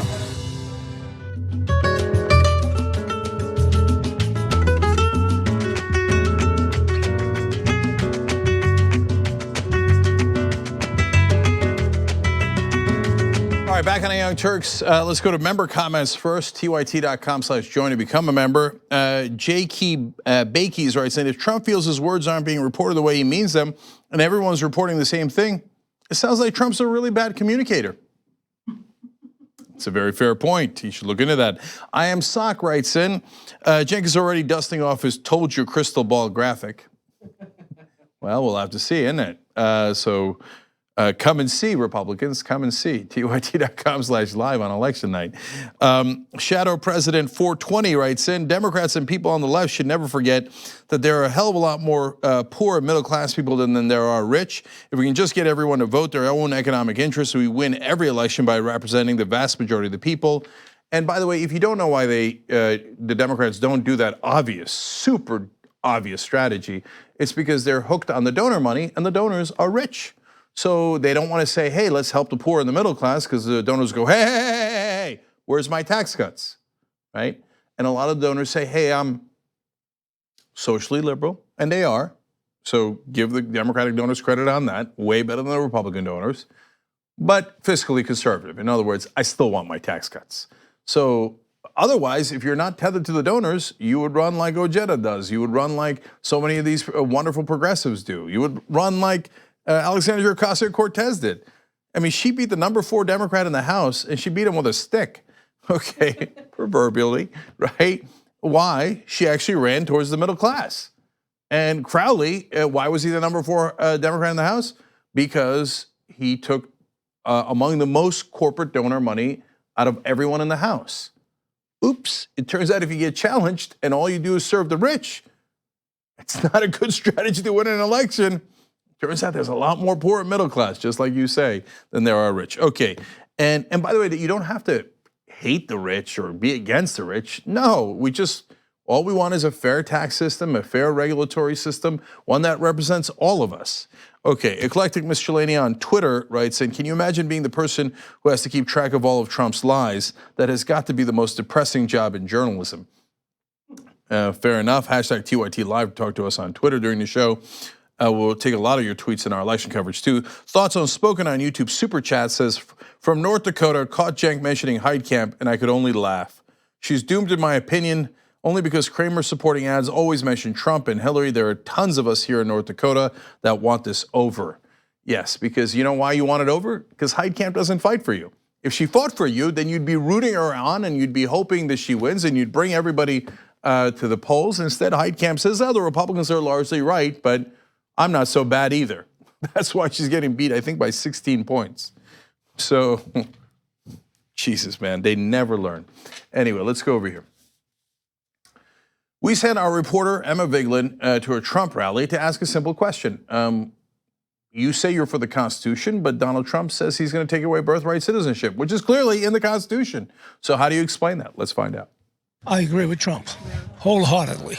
Even though it's a part of the Constitution? And even though it's part of the Constitution. You know, the Constitution's a couple of 300 years old, so I think it's time to change things, and that's why I'm not the Second Amendment, though. Never the Second Amendment. We have the right to defend ourselves. Look, it's a couple of 300 years old. Bless his heart. That's nothing wrong with that, okay? But my amusement, of course, is centered around the Constitution is the most important thing. Almost everybody at the rally, Constitution, Constitution, right? But Trump wants to change the Constitution. Yeah, that's awesome. We should change the Constitution. How about the Second Amendment? Oh, no, don't change the Constitution. By the way, it is okay. It's perfectly acceptable to say, yeah, some things should be amended. For example, we should get money out of politics. But just think about it for a second. Have a principle, have an ideology. Are you pro-Constitution? And by the way, that doesn't mean you're against amendments. I'm massively pro-Constitution. I think our Constitution is wonderful, but part of our Constitution is amendments. That's the whole point. The Founding Fathers said you should change the Constitution from time to time. That would be a normal, acceptable answer. Not, oh, do we never change it? I mean, okay, change it, but don't change it. Here's more of that. Absolutely should be done. It was designed for when the time of slavery came in, and it was designed for those people so it would be for their kids. It wasn't designed for this. It's retarded. So we definitely need to change it, and the better way is to do it through Congress. If he does it through executive order, it could be undone, so it's better to try to do it through Congress. But absolutely. But you want to change the Constitution, which conservatives like to say they're strict constitutionalists. I am too. But it was not written to do this. No, actually, it was written to do this. That's why it's in the Constitution. It says anyone who's born here is a citizen, and the writing is incredibly clear. Read the 14th Amendment. And of course, as usual, they have the facts completely wrong. Well, I mean, the executive order is not as good. Congress should do it. No, a bill could not change the Constitution either. Only an amendment could. If he clarified that 2/3 of Congress should propose an amendment, or 2/3 of the states should do a convention to propose an amendment, and then 3/4 of the states should ratify, okay. But no, you cannot change the Constitution through an executive order or through a bill through Congress. I don't know, is it too much to ask? Okay, maybe you don't know all the particulars of that. That's fine, you're a random dude showing up at a rally. But don't pretend that you're a huge fan of the Constitution and think that it should be changed in a way that is unconstitutional. Both the substance is unconstitutional and the process he suggested is also unconstitutional. And remember when the Republicans complained that Obama did too many executive orders. Let's note that irony as well. One more. There's a portion of the Constitution that says, depending on the legality, and that's what his lawyer said he can do, because we're originalists. Yeah, we believe in the intent of the Constitution. You have to follow it. Well, it was upheld in 1898 in the Supreme Court decision for a Chinese immigrant coming over. They said, yes, you can keep your children here even if you weren't here legally. 1898? Yeah, Supreme Court decision. They didn't foresee what was going on today back then. I mean, they didn't know so many Latinos were coming. I mean, then they would have voted against it, obviously. Okay, no, there are no serious constitutional scholars that think that, I mean, because of the legality of it, that people born in America should not be citizens. That is not a real legal opinion. But the reason they think that is because Trump says it. Now, you think Trump actually talked to a single constitutional scholar about this? Of course he didn't talk to any constitutional scholars. He's not even going to do it. I mean, look, if they win the House and the Senate, then he might do it. So don't get too comfortable about that. But is his intent to pass that executive order or sign the executive order or pass a bill or to even get an amendment? Of course not. No, his intent is to rile up that particular base and go, the Latinos are coming, they're in a caravan, they're invading. Oh my God, we got to do something. All right, you know what? I'm going to end their birthright citizenship, kick them all out. Wait, I thought you guys said just a minute ago that you were for legal citizens and legal immigrants. And you were just, it's not racial. It's just that you got to follow the rule of law. And so that's why you were against illegal immigrants or undocumented immigrants. It turns out, no, you're also against legal immigrants and legal citizens, and you're against the Constitution. At least own up to it. At least have the intellectual honesty to say, yes, I mean, for as long as we've had the 14th Amendment, everyone born here has been a United States citizen. But we would like to change that through an amendment because we don't like some people. And we don't want them to be citizens, so we're gonna rule them out. By the way, as we did pointed out to you in a segment a couple of days ago, Donald Trump Jr., Eric Trump, and Ivanka Trump, all born to a mom who was not a US citizen at the time. Ivana Trump was not a US citizen when they were born. So if we're kicking people out, look, all the Trump kids were born in America. They have birthright citizenship. But if it turns out Trump takes away birthright citizenship, send them back, send them back. So I'd like to see what their reaction to that is. No, you see, you should, but birthright, but for white people, but not for the other guys. We should change the Constitution, but we should never change it, but we should change it for that. Keep the whites the birthright, but not the others. Looking forward to that next time. Okay. All right, one last story for you guys in this so-called hour. Okay. Kris Kobach is a person who is the leading advocate of the idea of voter fraud in this country, and hence the leading advocate for voter suppression. So voter fraud is a myth. I'm going to explain to you the real numbers after I show you this clip from CNN. And it is used to depress a gigantic amount of votes throughout the country. In fact, millions of votes throughout the country. I'll show you the relative scale of the so-called problem and the so-called solution. But first, Jeffrey Toobin does a wonderful job of actually holding Kobach to account here on CNN and not letting up. Let's watch.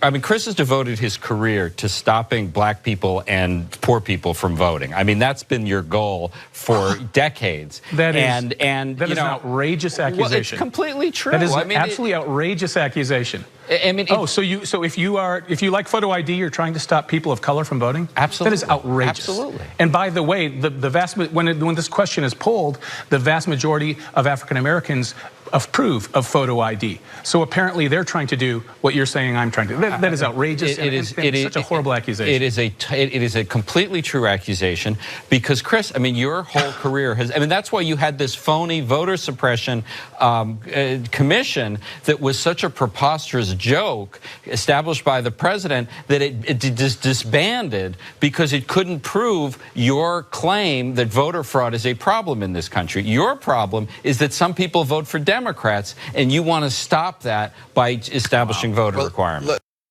I love that Toobin didn't let up, because normally what happens is a Republican does fall outrage, like, oh, how could you? I am shocked and chagrined to find out that you think I'm doing voter suppression. Kris, every astute observer of politics knows you're doing voter suppression. You're the leading advocate of voter suppression in the country. That's why Trump put you on that commission. I'm gonna get to that commission in a second because the results of that was hilarious, and Toobin is 100% right. So now let me give you a sense of voter fraud numbers in the country. There's been a great number of studies on it. Back in 2014, there was a study that from the Brennan Center for Justice. Let me read that for you. I'm sorry, this one's from the Washington Post, actually. Brennan Center for Justice reported on it. A comprehensive 2014 study published in the Washington Post found 31 credible instances of impersonation fraud from 2000 to 2014. Oh, wow, there's 31 cases. Okay, is that real? Out of more than 1 billion ballots cast, even this tiny number is likely inflated, as the study's author counted not just prosecutions or convictions, but any and all credible claims. 31 out of 1 billion. Is that a real problem in this country? I don't know if you're good at math or not, but trust me that is incredibly insignificant. In fact, don't trust me, let me give you the numbers. The numbers come out to, and now this is from the Brennan Center for Justice on a different study, and this is actually higher than the Washington Post numbers. The incident rates of voter fraud ranged between, in their study, 0.0003% and 0.0025%. Okay, that is minuscule, minuscule. Now you can say, hey, well, look, the Washington Post thing's from 2014. That's a whole 4 years ago. Still a very new study. The Brennan Center for Justice, they care about justice, so they lean a little left, okay? But I want to give, so I'm going to go to the commission in a second because that's the Republicans. But first, a fun fact about how small those numbers are. It is more likely, the report noted, that an American will be, quote, struck by lightning than that he will impersonate another voter at the polls. Okay, that is how rare it is. So Kobach, though, says, all right, we need to do a commission. Trump agrees. Trump said that he was worried that 3 to 5 million people had done voter fraud in 2016. That's why Hillary won the popular vote. What a preposterous, insane lie that is. I mean, that's one of his biggest lies, and that's saying a lot. So they did the commission. They're going to find the 3 to 5 million illegal votes, except they found nothing. They disbanded it. Tubin's right. They're like, it was so embarrassing. They couldn't find any voter fraud. So they're like, never mind. We didn't want this commission in the first place. So then they asked Kobach, they said, well, you did the whole commission, you got nothing. He said, no, there's been cases. So this was his best case. The commission was presented with a report claiming over 1,000 convictions for various forms of voter misconduct since 1948. Wow. Okay, so I did the math on this, so take it with a grain of salt because it's my math. But roughly about 4 billion votes since 1948, okay?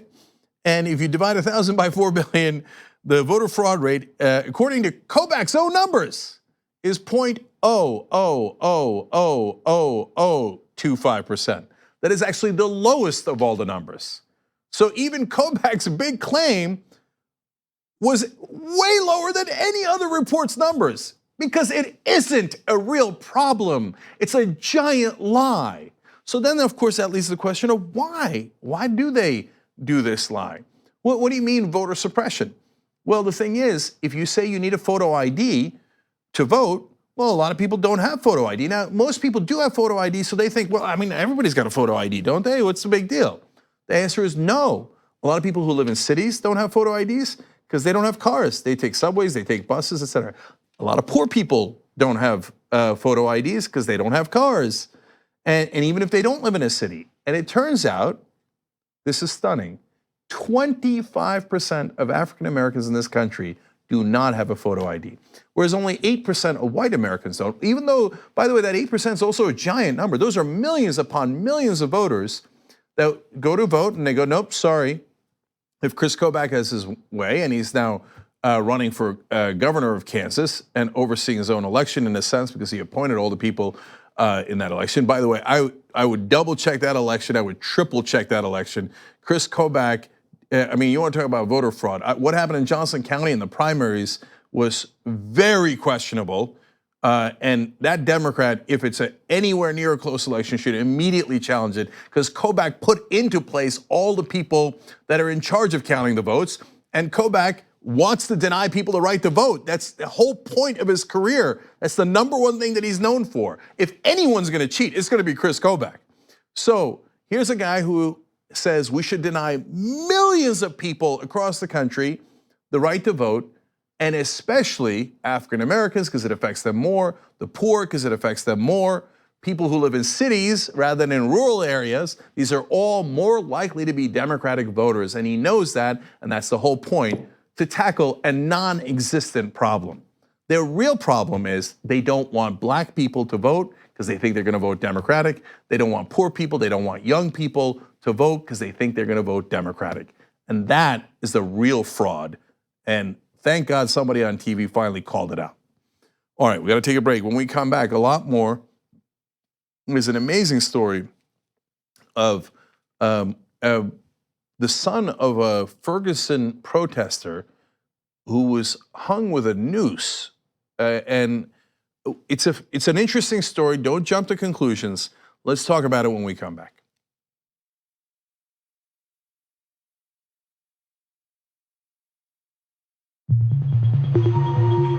We have this idea in this country that when it comes to healthcare, more is better. You can't be too thin or too rich and you can't get enough healthcare. we all come to a similar conclusion that about 30% of US healthcare spending is devoted to unnecessary services. And that's, $800 billion a year. You don't have a significant blockage. You have to remember that one person's waste is nearly always another person's income. And income turns into strong political defenses of areas that are classic waste. We spend 2.5 times more per capita than the average Western European country spends. But the part that I'm most worried about is the waste that actually hurts patients. I was ready to have a stent put in when I stopped him. I see it every day in real human beings who get enormous amounts of unnecessary testing and enormous amounts of unnecessary treatment. And then the irony, of course, is that when we look at the Health Olympics and how we come out in the world in terms of health outcomes, we end up doing terribly. We're just below Slovenia or next to Costa Rica. When we spend more, the outcomes are oftentimes worse. How can that be? Life is so unfair.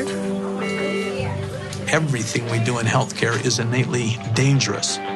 It's sometimes extremely difficult to walk that thin line between help and harm. And you step over it fairly routinely. I got a phone call that confirmed that I had cancer. And I said, life as we have known it is over.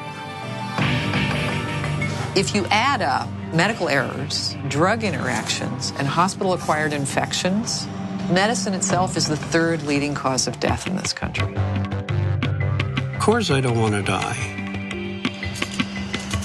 I'm paid more when I harm my patients. I'm paid more when I do more, even if it's not beneficial. I don't want to live like a vegetable. When payment incentives are aligned towards more care, when their worries about defensive medicine are aligned towards giving more care, when their patients seem to want more care, and when there isn't really good evidence about what care is the right care, it keeps driving in the same direction towards more and more and more. Hang in there. Every day is a miracle.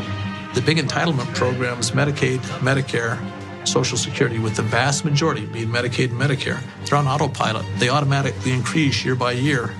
By 2050, they'll be consuming over 70% of the total federal budget. Oh, wait a minute. Sole interest on the dad. You can't afford it. If healthcare costs keep rising at the rate they've been rising for the last few years, we will bankrupt this country. We will not be able to afford healthcare for any of us. Everybody clear, please? Will create a financial crisis of a size sufficient to destroy the United States of America. We have no choice. We will solve the problem.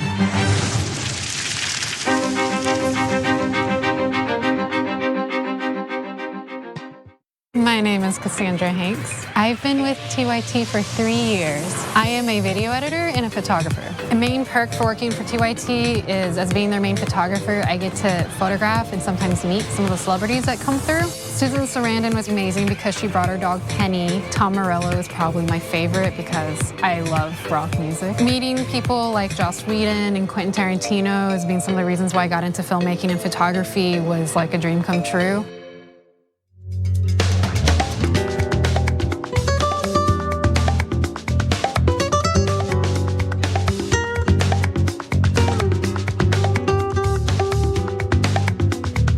All right, back on the Young Turks, Cenk Uygur. John Iadarola joins us. All right, good to see you, John. Good to be back. By the way, we're doing that contest. I don't know if you know that. Wait, what contest exactly? Yeah. So who's going to get more signups for membership? And John was catching up to me yesterday. Great, was. Wonderful. No, it's. I think I picked up a 1 on you, but it's really tight. Oh, you picked up 1. Okay. Yeah.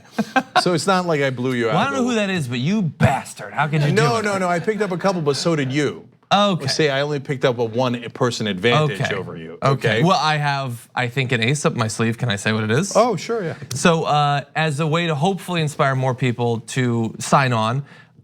Tonight, I am going to be doing some streaming, which I don't normally do on Twitch. And hopefully you can go and we can talk and stuff and talk about why you might want to become members through tyt.com/John. Okay, later I will be going on Mitch. I was gonna almost use a different word. I was like, no. 24-hour Mitch McConnell.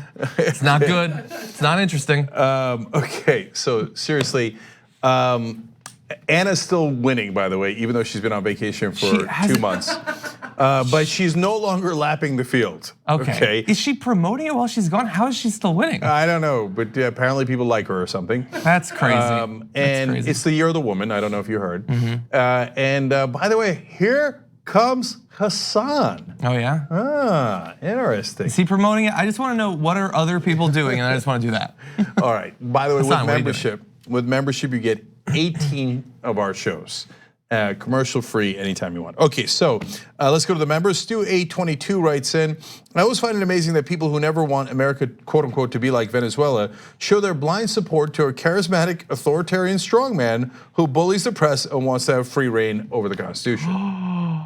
Yeah, that pretty much describes exactly Maduro and Trump, and that's a great point. Smooth writes in about Republicans, quote, we believe in the Constitution. 5 seconds later, no we don't. Executive order can just rewrite the Constitution. That's right. And Megan E. Zombie, lots of great points here in the member section. They didn't know what would be happening in 1890. That's what one of the people that Emma Vigeland reported said. They didn't know that people would have AR-15s when they wrote the Second Amendment. Oh yeah. Of course. Okay, excellent point, Megan, thank you. This whole thing is absurd. Yes, and I want to give Jessica a shout out too for 2 tweets that she sent in. She said Wisconsin had 2 cases of voter fraud, one during the Walker recall election and one during the 2016 election. Not surprisingly, both were Republican voters. That's right, we covered that story. I think I covered it with you on air because they like to cheat. Okay, Jessica also writes in, as a TYT member, I'm wondering if you'd be willing to give your analysis and predictions on the state gubernatorial races. First of all, kudos for using the word gubernatorial. And second of all, yes, in our expanded coverage on Monday night and Tuesday night, and members will get all of the extended coverage if they sign up through tyt.com/jank. We will be talking about the governor's races as well. Yeah. Okay. Yeah, and I think, for several of them we have been. We've had Ben Jealous has appeared on the Damage Report a couple of different times. You can see those interviews online, and certainly covering, the huge high stakes race in Florida. Yes, Gillum's got now building a lead, just like I thought he would. The DeSantis racism definitely backfired. And Stacey Abrams today has been all over the news. That's one of the things that helps when people like Oprah go. Like people are really focusing on that race, thankfully. Yeah, I'm telling you that the last minute over the top hatred and racism by Trump and the Republicans, I think is going to backfire. That's why I think it's going to be 38 to 50 seats in the House. All right, but we got a lot more, so let's go. Yeah. Okay, let's have some whatever the opposite of fun is. Donald Trump's latest campaign ad, possibly one of the last campaign ads for these midterms, might just be the most racist in our lifetime. Let's watch. Ladies and gentlemen of the jury, please step out of the hallway. If you're dead, we'll break up soon and I'll kill more. See, the only thing that we're dead is if I can kill too. I wish I could kill more of those. Kill more cops soon.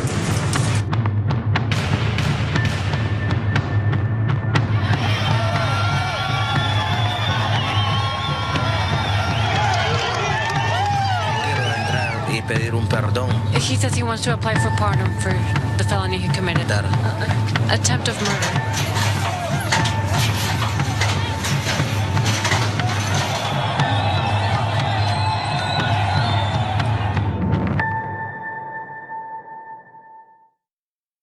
Okay, so Donald Trump tweeted that video out with this caption: "It is outrageous what the Democrats are doing to our country. Vote Republican now. Vote.gop, don't actually go to the website." So look, that's obviously horrible in a number of different ways. There's sort of the historical context, there's the actual facts of what is asserted in the video. What would you like to start with? Well, I want people to understand, before we get into the specifics of that ad and give you the context, that you could pick any one criminal and then talk about it as if it's an epidemic. And in fact, that is the historical context we're gonna give you. It's something the Republicans have been doing for a long time. But I want you to understand the scope of the actual problems. So native-born Americans commit way more crime than undocumented immigrants. In fact, a little over twice as much crime. So I can show you a native-born American. It could be white, black, Latino, it doesn't matter, Asian, but a native-born American, and go, oh my God, and there's millions of people in jail that were native-born, and pick like the worst guy. Pick an Aryan Nation guy, right? With swastikas all over him.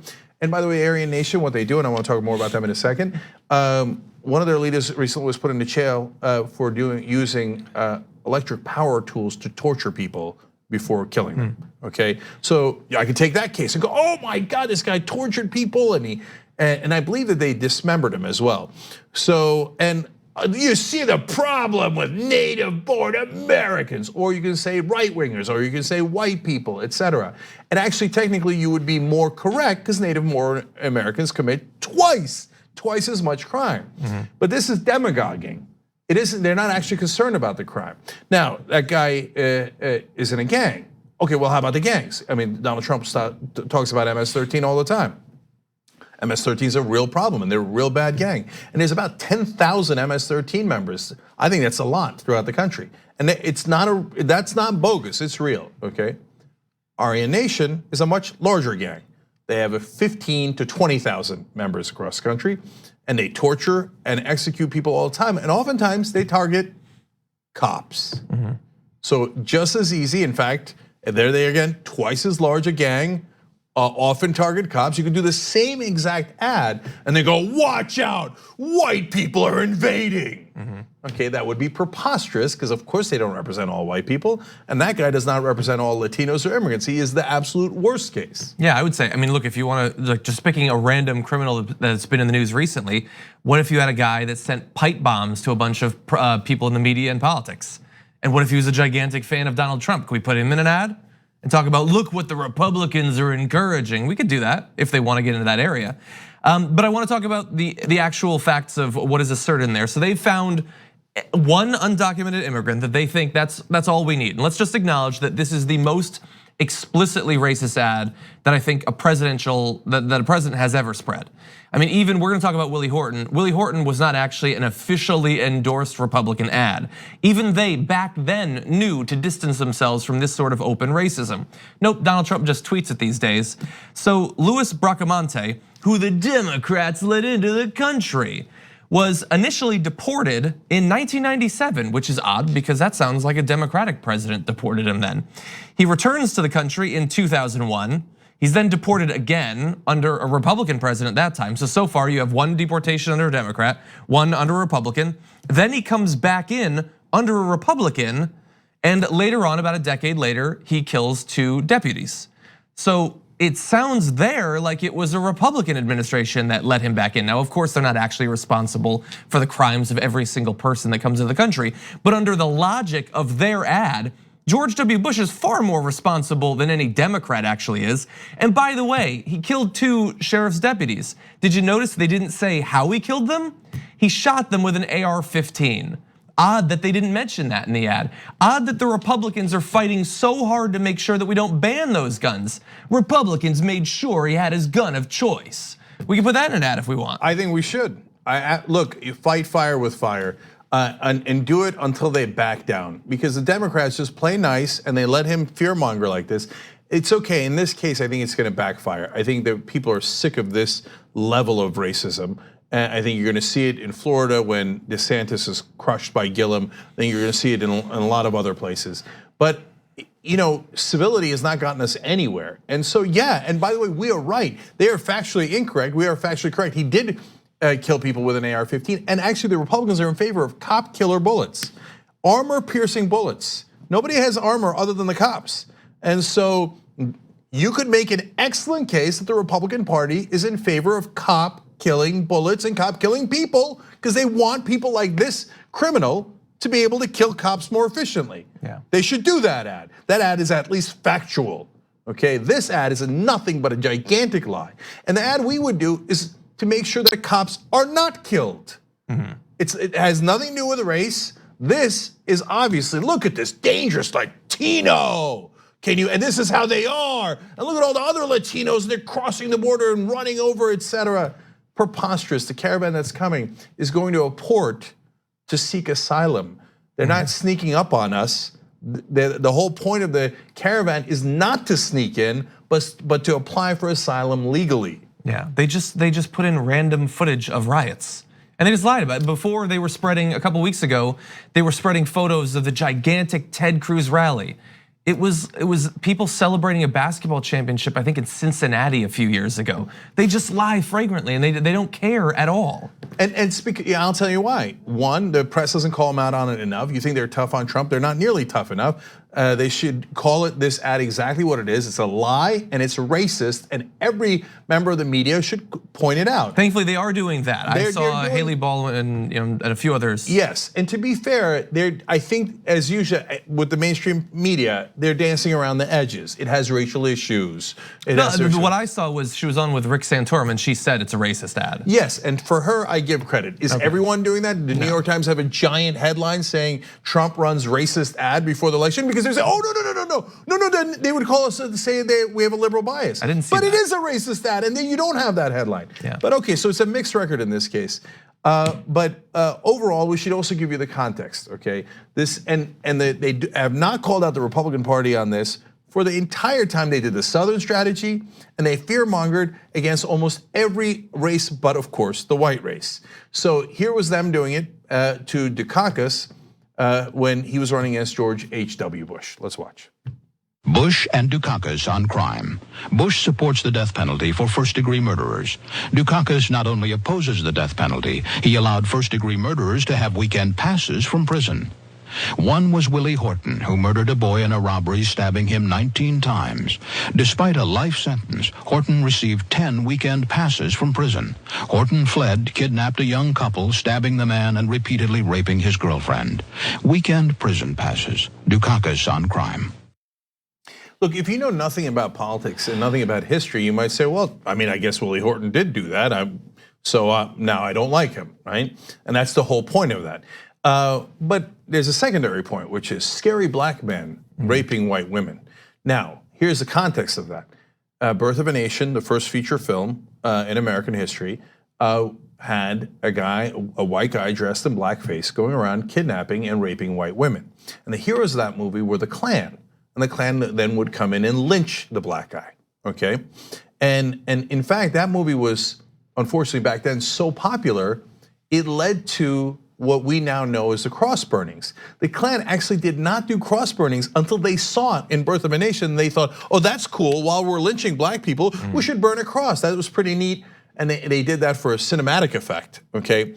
Now with that context, when you run an ad saying, Willie Horton, this black guy, is raping women out there. And that's what Dukakis did. Yeah. Now, did George H.W. Bush in this vast land when he was president, right? Was anyone released wrongly and then committed a crime? Yes. Could you have done that ad with George H.W. Bush? Yes. Could you have done it with a black person? Yes. Could you have done it with a white person? Yes. The point is, it wasn't random they picked Willie Horton. And back then, that was considered the worst, most racist ad. But they wait till they get a load of Donald Trump. Yeah. Trump looks at that and goes, bunch of amateurs. And again, that was not an official campaign ad. Donald Trump tweeted the one that we showed. Yes. And two other bits of context, just because I know that truth doesn't matter anymore, but I'm gonna keep shouting it until our country slowly descends into the ocean. His name wasn't even Willie Horton, it was William Horton. He never called himself Willie. They just called him Willie in the ad because it sounds more scary and urban or whatever. Also, the furlough program that he used was not started by Dukakis, it was started by his Republican predecessor. Nothing matters. No, but John, that's exactly why I call out the mainstream press, because they've let him get away with those lies for so long and called things 50-50. But at the end of the day, for Trump, at this point, yes, the press is better these days in that sense than they were in the past. But he knows his own voters, they don't care. They don't care about the truth. They don't care what's true or not true. They just think he hates the same people I hate. My God, I hate him and I'm so afraid of them. The #1 motivator for a Republican is fear. And that's what Trump knows. And while the Democrats are trying to be corporatist in the Senate races, and it drives me crazy, and depress their own base and depress their voter turnout, Trump thinks, I don't care about the middle. I don't care about independence. I don't care about any of that. All I gotta do is get my base to show up. And the one thing my base is driven by is fear. They're cowards and they don't care about the truth. So I'll lie to them, they won't mind. They'll get afraid of a minority and go out and vote for me. That's Republican 101. Just Trump threw away the dog whistle and he's just saying it and showing it. Yeah. We should definitely take a first break. All right, we gotta take a break. We'll be right back, guys.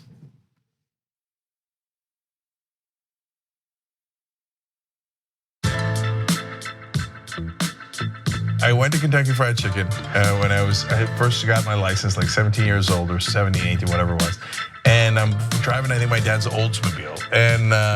And I parked it in a place where there was 2 cars next to me, really tight spot, and a car behind me. I don't even know how I got in there because I'm a terrible driver. Back then I was an even worse driver. And on the roads I'm okay, but in parking spots I have terrible spatial reasoning and I'm a mess.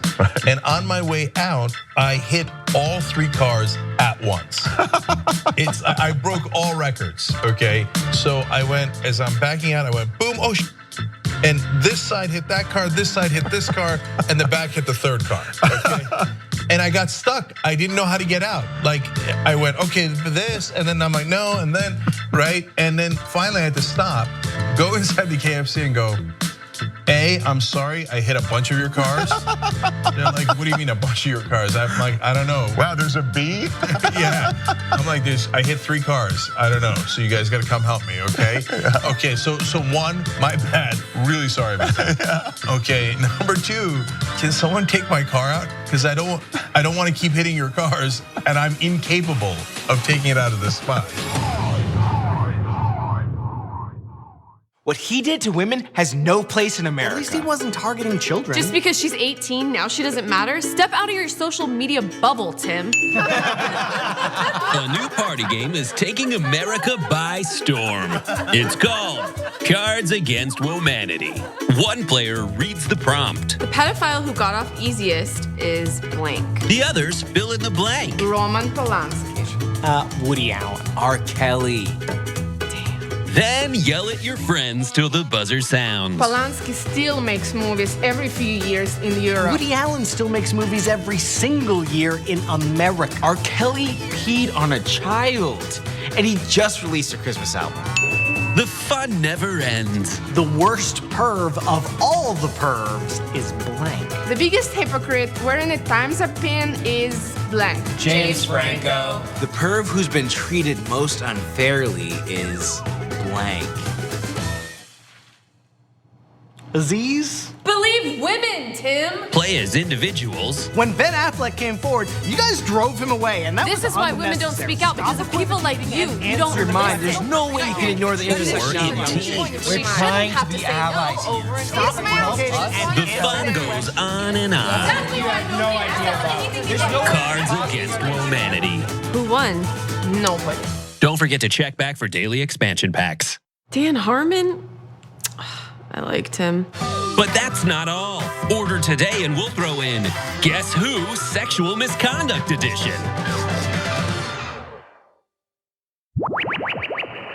Does your perv prey on children? No. Did he grope someone and have a dynamite recipe for flatbread? I don't know who this guy is. Does he have a terrifying button in his office? Yes. Is it Donnie? Yes. Because let's face it, these are the games you've been playing for months now. My name is Carlos Hernandez. I am the valet parking for this small parking lot. I work for TYTs and they coming to this lot over 4 years. I know two more famous person, Bernie Sanders, the former Vice President Al Gore, and too many other guys. I'm so happy to cover it with TYT.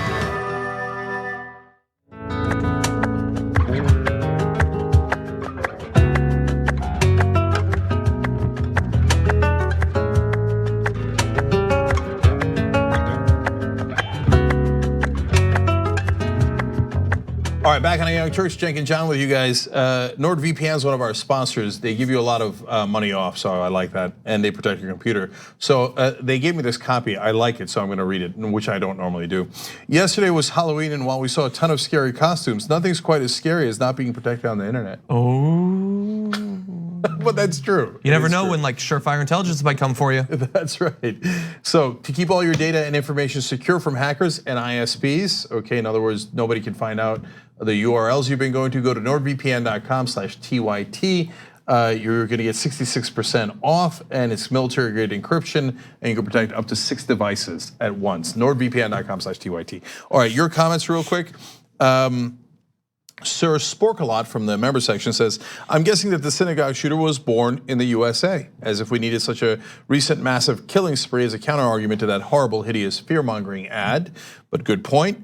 Servant of his noodly appendage writes in, yes. How's Ted Cruz ad going? Does he like it? Well, it's going really well. We've actually reached over 2.5 million people so far. That's pretty badass. And we haven't even spent the whole, it's like a little over 23,000 in that. TYT.com/cruise if you wanna donate more to it. Run short on time, obviously.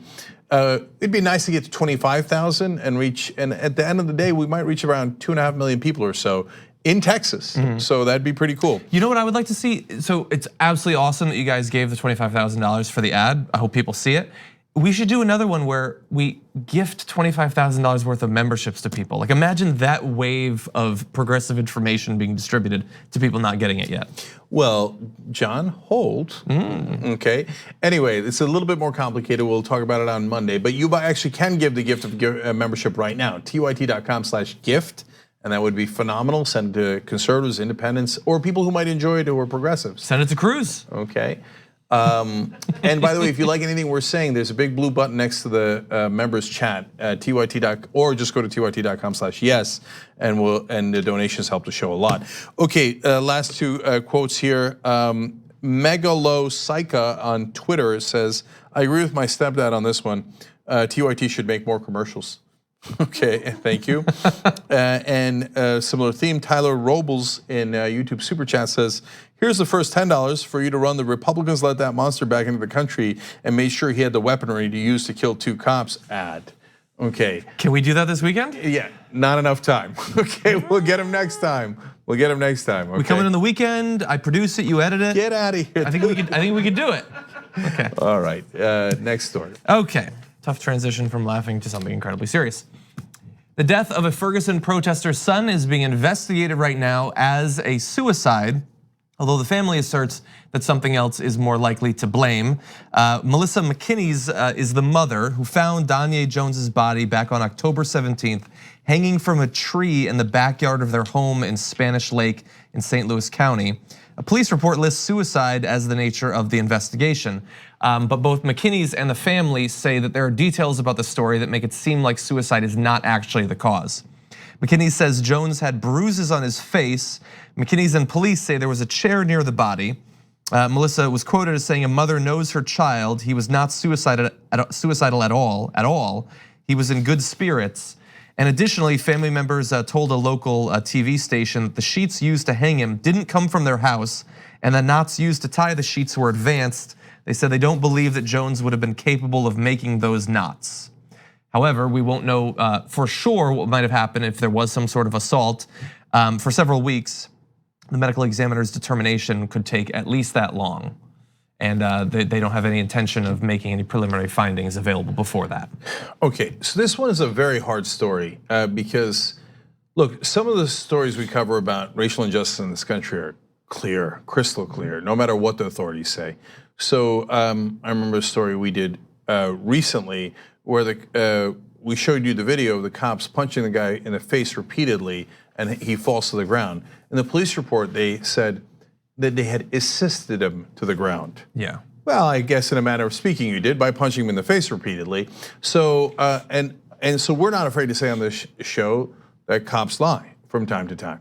Now, it doesn't mean all cops lie. It doesn't mean a majority of the cops lie. But do cops lie fairly regularly throughout the country, and particularly against minorities? Unfortunately, the answer is yes. Okay.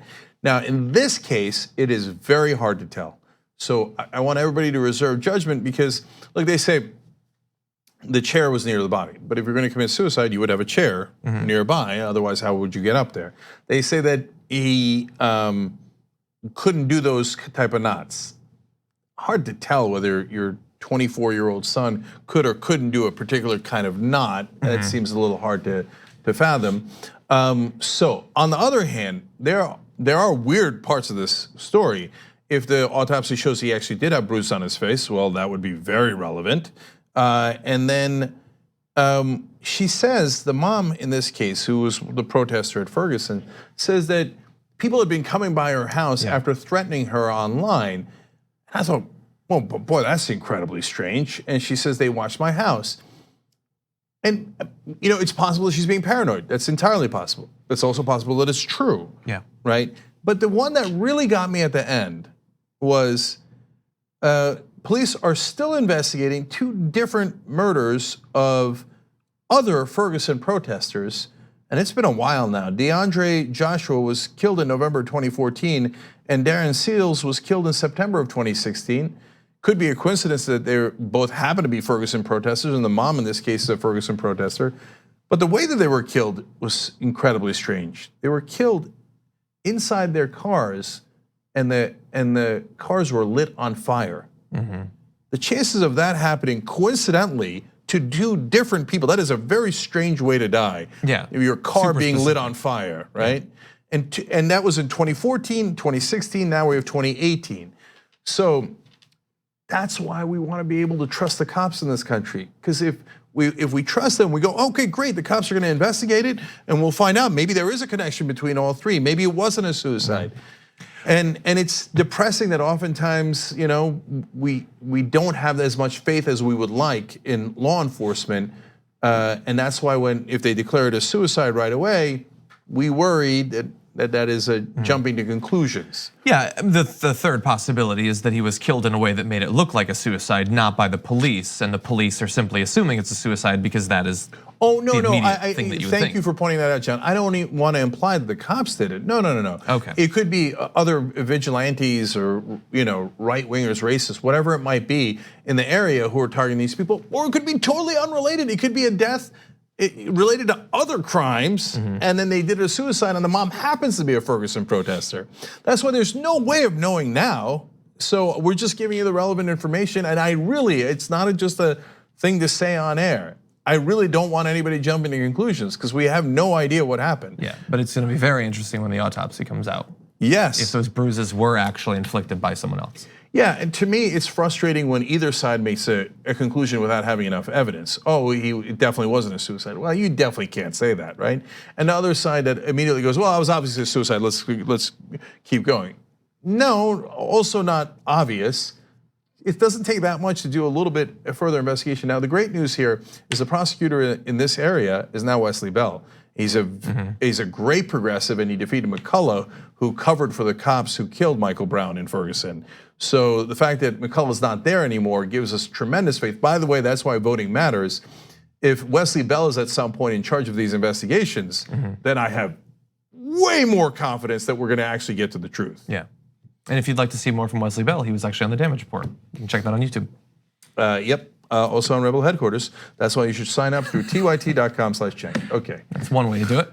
All right, anyway, we got to take another break, guys. More amazing news when we return.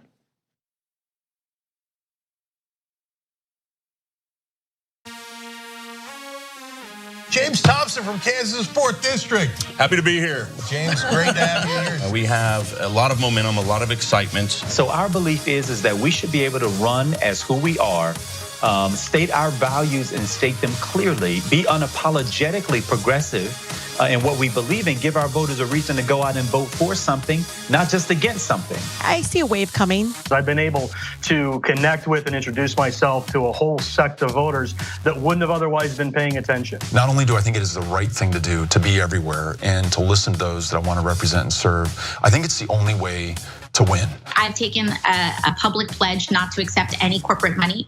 So 0% of the money that goes into financing my campaign comes from corporate lobbyists. I will go to Congress unbossed and unbought. You know, we're just going to keep running in one direction. And quite honestly, it's not towards the left. It's not towards the right. It's towards the people. You would be the first Muslim American woman in Congress, which would be interesting and historic. But you've actually been in politics. Actually, it'd be powerful. There you go. I like power. Only 40% of African Americans in our state own their own homes. So for me, it is about pushing back against the big banks that we just bailed out, that are not helping our families get access to what I think is the core American dream of owning your own home. Counted it up, I've knocked on over 50,000 doors in my career for 20 years in emergency medicine, where I simply knock on the door and ask someone, how can I help you? What can I do for you? And I'm finding more and more throughout my career, people that come in that simply can't afford their health care. It's quite frankly, I think we have a lot more doctors stepping up and running for office because we see the reality, the humanity behind the statistics that everyone else talks about. This is a democracy. These seats don't belong to me, they don't belong to anyone. They belong to people, and you ought to earn the right to represent folks. From the beginning, for 15 months, I've been campaigning on pro-jobs, pro-Medicare for all, tuition-free college, fighting for dreamers like my campaign manager, fighting for LGBT rights like my field directors. And because of that, the establishment is freaking out on both sides. And we live in a society in 2018 where a single mother of 3 working full-time cannot feed her family, and that is an injustice. It's a movement for social change, and that kind of energy I don't think we can stop. Joining me right now, the winner in Kansas 4th District. Primary tonight, James Thompson. Hey, excellent. Hey, how you doing? What did you guys do in your race that maybe others can learn from as well? Well, we got out and we talked to people. We showed that you can win a Democratic primary in Maryland, getting 99.9% of your money from real people. Things are changing, and we're part of that change. Joining us now, another winner tonight, Jamie Schoolcraft, just Democrat from Missouri's 7th District. Jamie, welcome back to the show, brother. Good morning. Thank you guys very much. The fact that you're not taking corporate PAC money, I think, is huge. So I think it's just a matter of getting the voters out there. Alexandria Ocasio-Cortez, the winner, defeating Joe Crowley, the number 4 Democrat in the House. We are here to fight for a country that is of the people, by the people, and for the people. And that really resonates with people because right now it feels like a country that is of, by, and for the corporations, and we're tired of it.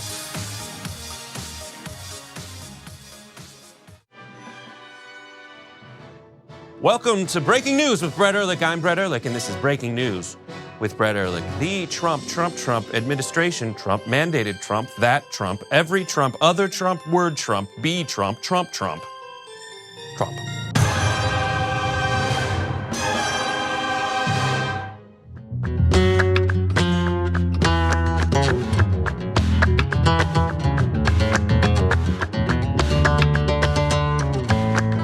All right, back on the Young Turks, Cenk and John with you guys. In the post game today, we're going to talk about 2 things. A cute story about a haunted house. I took my kids trick-or-treating yesterday, so it relates to that. And a not cute story about how Steve King's house got haunted. How he became the racist that he is today. It's a fascinating story. Okay, so tyt.com/Cenk to become a member and get all the post games. Yeah, and if you did not like all the video game talk in yesterday's post game, there will be less today. All right, what's next, John? Okay. Facebook has begun banning pages and accounts associated with the Proud Boys, a violent far-right extremist group, closely following just a couple of weeks ago when several of their members were arrested in New York City after a series of assaults.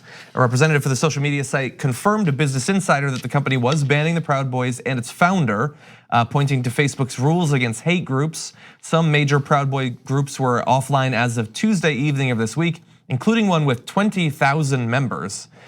The move by Facebook will deprive the extremist organization of its primary channel for recruitment and publicity. It was apparently very important for them. Understand that the Southern Poverty Law Center, a watchdog organization, designates it a hate group. And one of the Proud Boys' initiation rites involves physical violence against left-wing anti-fascists. They describe themselves as Western chauvinists, that's all. I'm not sure that that's that much better.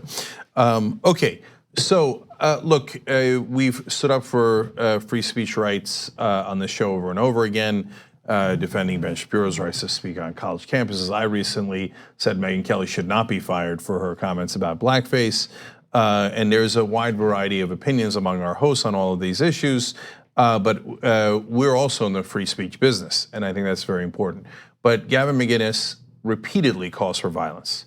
He says it openly, he says it proudly, and he thinks he's being cute by saying, look, I'm not directing it at any one person, I'm just saying you should do violence, you should punch them in the face, you should choke them, and violence is part of the group's ethics, if you will, or lack of ethics. And so Twitter recently got in trouble because Cesar Savoy, the guy who had been, or Savok, who had mailed all those bombs, had been threatening people on Twitter over and over again, and Twitter didn't do anything until the bombs showed up.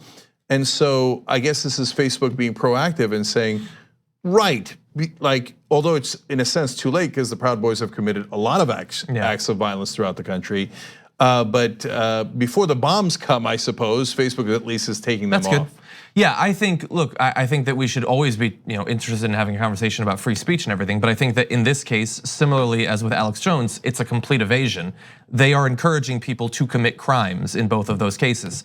And that is obviously against the clearly publicly stated terms of service of these platforms. The Proud Boys and Alex Jones knew that they were violating those, and so they were thrown off.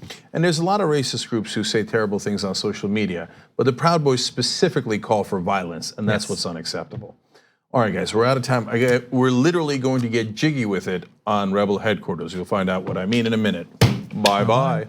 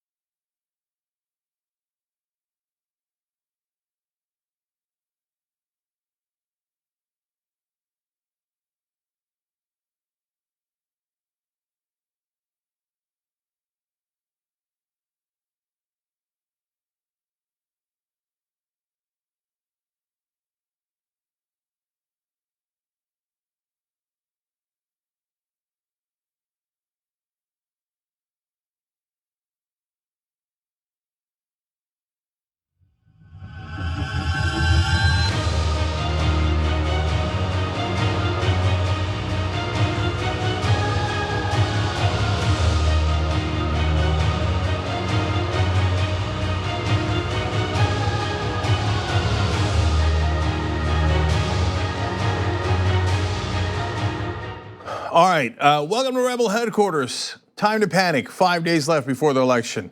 If there's early voting in your area, for God's sake, vote early, vote often. Just kidding, Republicans. Only vote once, okay? But try to get family and friends to vote if they are progressives. Okay, so on Monday night, we're gonna do a giant show for you guys where we're talking about getting out the vote and the different things that are at stake in elections on Tuesday. Tuesday, we're gonna do about 12 hours of coverage starting at 1 p.m. Eastern. It's all on tyt.com/live.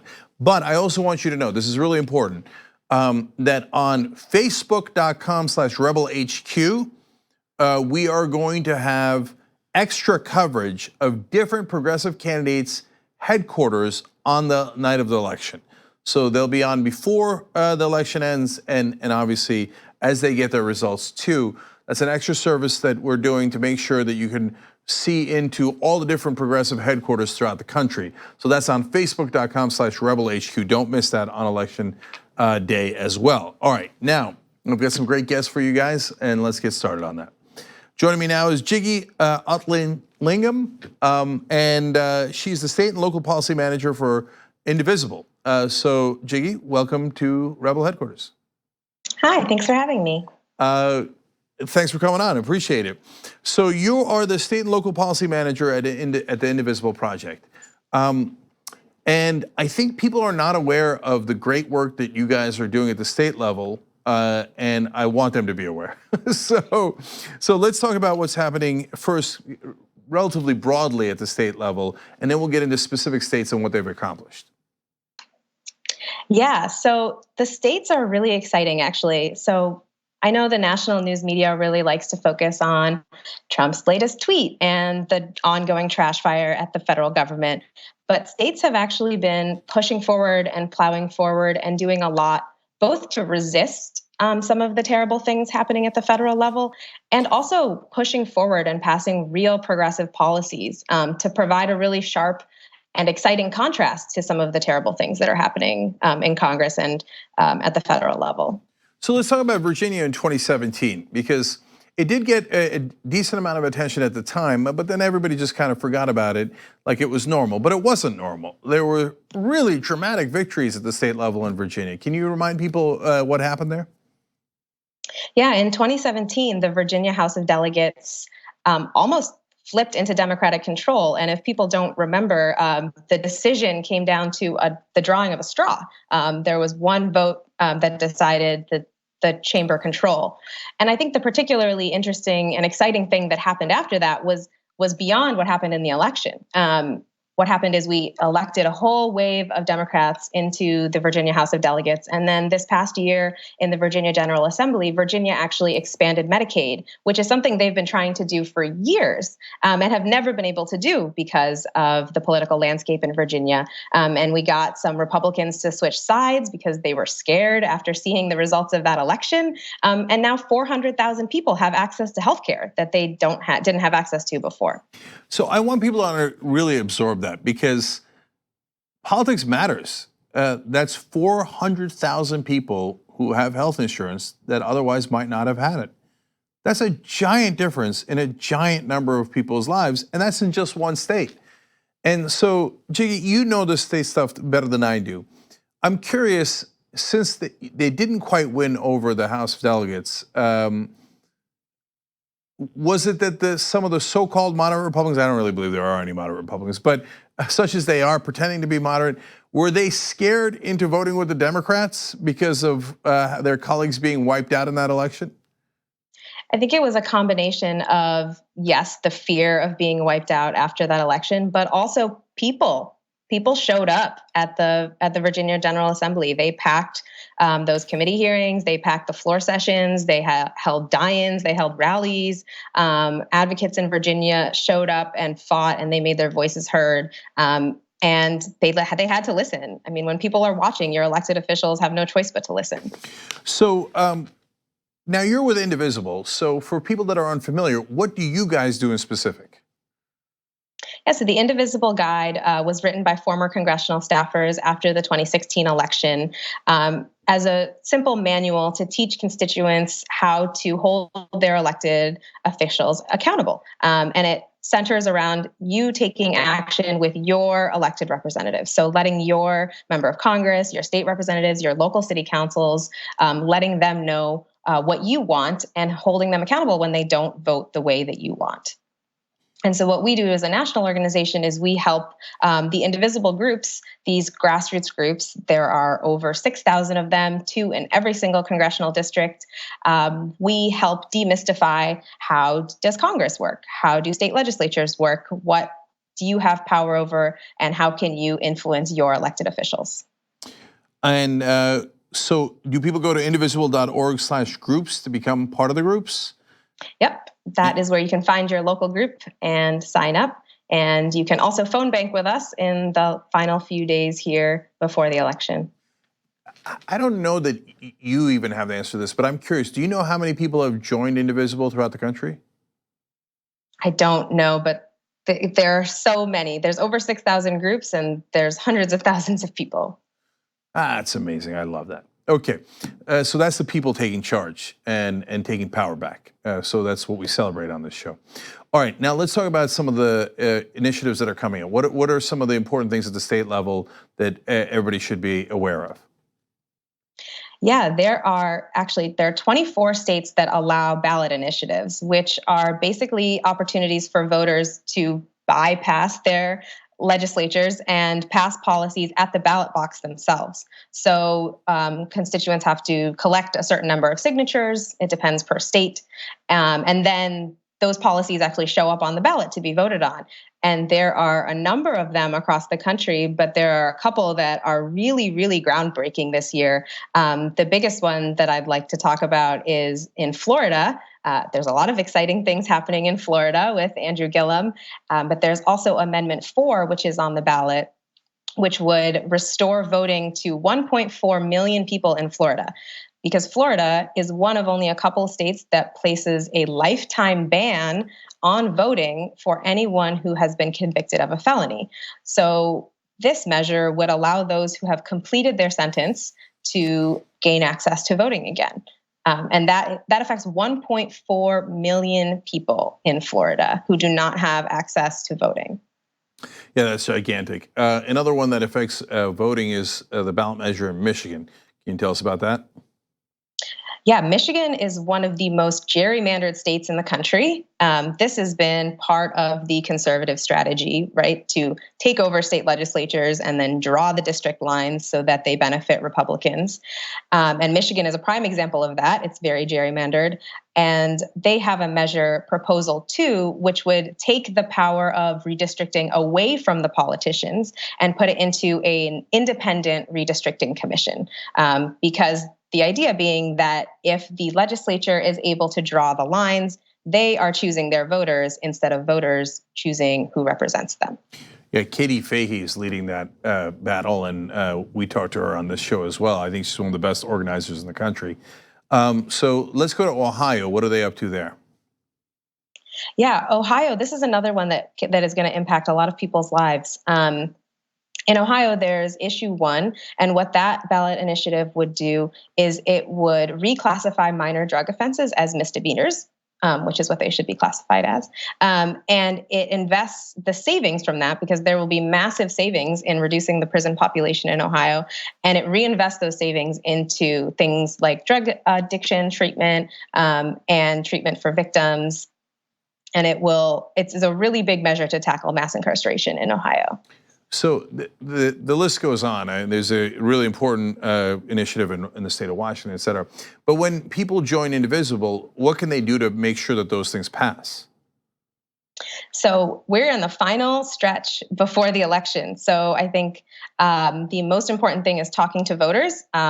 We are canvassing, we are phone banking, we are text banking from now until the election constantly. And so talking to voters and informing them about these different measures and making sure that they're going to be voting the right way on them is the number one and most important thing that we can do to make sure these policies pass. All right, Jiggy, one more thing real quick, but it's really important. After the elections, if the Democrats take the House, for example, what do you think Indivisible's role would be at that point? Well, we really hope the Democrats take the House, and if we're lucky, maybe even the Senate. This is really important because for the past 2 years, we haven't had any real checks on the Trump administration from any of our branches of government. So having control of at least one chamber of Congress will prevent Trump from being able to pass anything that's really terrible. That being said, it's still unlikely that while Trump is living in the White House, that we'll actually be able to pass anything new that's progressive. And so that's why we still need to focus on the states, because we really need them to pave the way and show the rest of the country what is possible, so that when we do come back into power, we will have some victories to point to, so that we can make those changes at the federal level. All right, love the battle plan. Indivisible.org and Jiggy Athilingam, thank you so much for joining us. Really appreciate it. Thank you. All right, we're going to take a quick break. We got another great guest for you when we return.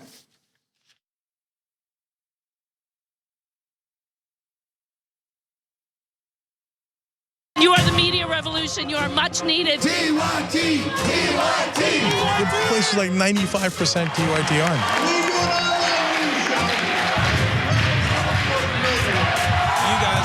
Which is my favorite channel. We're getting that message out. Frank and the Young Turks do an extraordinarily good job. No matter what mainstream media says, you have to listen to the Young Turks. All the people who support us on the internet, that's what gives us strength. That's what allows anyone who was in there who was undecided to think one side seems to be winning, they seem to have a bigger army. There might be a reason for that. So thank you guys.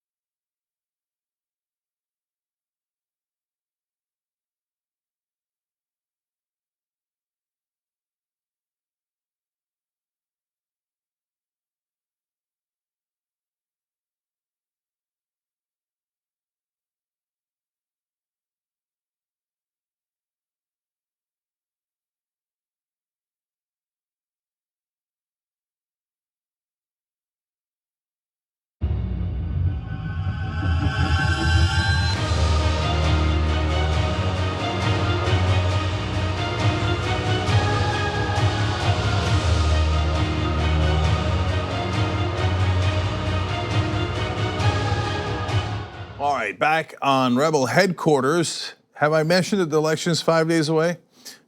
Please vote. If there is early voting in your state, do it now. Okay, grab the app, tyt.com/app, and watch us on the phone while you're filling out whatever form or going to a polling station, okay? So now, I got another great guest for you guys. This one's a curveball, interesting. Not necessarily deeply about politics, but it does touch it. So joining me now is Kris Comito. He is the president of Lifespan.io. So Keith, we're about to have a trippy conversation about life and aging. But before we do that, obvious question is, what is Lifespan.io? Sure. So first of all, it's an honor to be here. Lifespan.io is a 501c3 nonprofit where we raise funds and awareness for research aimed at extending healthy human lifespan by addressing the root causes of the aging process itself as a better way to cure diseases. So I'm in favor of living longer. I like life. And it's a fairly logical thing to want to extend it. It seems like that would be one of the most important things you could do because you either exist or you don't. I figured that out. So before we get into how you can do that, which is the really interesting and trippy part, why do crowdfunding? Are there people working on this already? Sure. It's basically because for a long time, up until maybe 10, 15 years ago, if you were a suit and tie researcher saying that you wanted to work on the root causes of aging, you would have been laughed at. And it's only very recently that there's been a paradigm shift in the industry where researchers are realizing that there's actually something that we can do here, that you can, even though the pathologies of aging are myriad, the things that actually go wrong with you, the damages that you accumulate are relatively few. And that's a point for intervention, and that something can be done here. So we're trying to catalyze that because the government hasn't quite caught up to that yet. Researchers are kind of getting there. So we're basically trying to emulate what the early cancer advocates did in the 1940s, where if you remember the Jimmy Fund, they came up with the early form of chemotherapy, then did essentially PR maneuvers like the Jimmy Fund to get the public on board and really get everyone to care about this important issue. And they eventually kind of turned that into sort of political action. They took out these full-page spreads in the New York Times and the Washington Post that was basically like, Nixon, like, what the heck are you doing? Get on this. And it was a really instructive 1, 2, 3 model. So we're basically trying to follow that. We're in step 2 now. We have interesting research that's bearing interesting results. Now we're sort of catalyzing that movement of people to care about it, which is now in turn helping to wake up investors and governments and even international organizations like the World Health Organization. So chip in $10 and you might live 10 years more. It's probably a bit of an exaggeration, but I got some numbers for that for you, Cenk. Actually, for a project like this, basically some numbers that matter here are 150,000 people die every single day, and over 2/3 of this is due to the diseases of aging: Alzheimer's, heart disease, cancer. So that's 100,000 people every day, one person every second. So by that math, if a project like this, if you donating to a project like this moves the needle up on curing those diseases by even 1 day, you will have saved multiple lives. So the math is there. It's compare that to the old, for the price of a cup of coffee, marketing or fundraising initiatives in the past. The value proposition here is honestly staggering. Well, staying alive is a pretty good value proposition. And look, it's an interesting, at times depressing, but I don't think so. I think it's a fascinating overall topic. But I don't want people to get the wrong impression. I'm not saying this to be macabre. I'm saying because you should treasure life. Just in the span of this interview, based on those numbers, 600 people will die while we're doing this interview across the country. I'm sorry, across the world. No, that's not true. 3,600 people will die because it's 1 per second or minute? 1 per second. 1 per second, yeah. Whatever, a lot of people are gonna die. All right, so now the main question, can you really extend life, and how would you do it? Yes, the answer is really, and some of it will be coming soon. The important thing to realize, though, is obviously when you enter this topic, you get super polarized immediately, just like everything else. It's do you want to die or immortality? Nothing in between. When the real answer here is that this is going to happen through a bootstrapping process. So, for example, in the next 5 years, I would say, fair to say, we're going to see some therapies that might be able to extend lifespan by 5, 10%. And then, that gives us more time to work on better therapies that can rejuvenate or remediate more damages. To give you one example of probably one of the hottest topics right now is senolytics. So there are these things called senescent cells. Basically, your cells can enter kind of a zombie state as you get older. It's not cancerous, your cells don't divide, but they sort of secrete these toxins that turn other cells around them into zombies too, and you build up this burden throughout your life. So there's a new class of drugs on the horizon right now that basically cause these cells to, self-destruct as they should have, but some of them hadn't, and clear out of the body. And this is showing some extremely exciting results, and some of the, rest of the world, investors are waking up to this. There was a company that just raised hundreds of millions of dollars for one of the first senolytic therapies to hit the market, or coming soon, entering human trials. Do they kill the zombie cells by hitting them in the head? Only if it's between the eyes, I think. Okay, that's the rule, right? Depending on the movie. So no, seriously, I was always curious. So if you you can't prevent aging, but you extend aging, right? In a sense, or you extend life. Do you also extend aging? I don't know if I'm asking it right, but like the physical attributes of aging. Yeah, I got the heart of the question here, and this is actually an important issue that we have to address when we deal with the public. Because if you ask someone off the street, "Hey, do you want to live 150 years old?" most people would rightly say no, because they think of a 100-year-old person, in a decrepit state, and that persisting for 50 years, and very few people would want that, right? But the key thing to note here is that if you look at the statistics behind it, the only way you're going to get any sort of maximal life extension is if you have youth, health extension. So for example, if you were 100 years old now, without these interventions, and I were to wave a magic wand and stop your aging completely, you're still probably not going to make it for too many more years, because you're going to get pneumonia, you're going to fall and break your hip because you're frail. So these therapies, the key thing here is that this is going to rejuvenate your system, because a lot of it too is just piggybacking on what your body already does. It's just you build up damage over time. Just like, think of it like a car.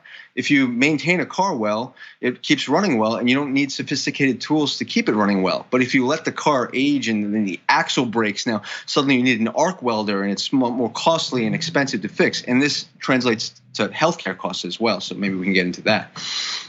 So more importantly, I'm 48. Any chance that it's done in enough time to save my ass?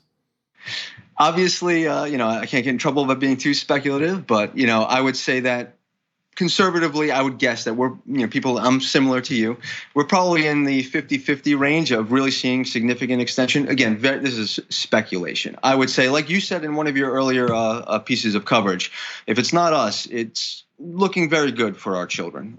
This is coming. And one exciting point I want to mention here is that this dream of sort of addressing the diseases of aging has been around with us since literally the dawn of civilization. The first thing ever written, first great work, the Epic of Gilgamesh, is all about this. And it's not magic, it's science, physics. It's going to get solved at some point, whether it takes 50 years, 100 years, 200 years.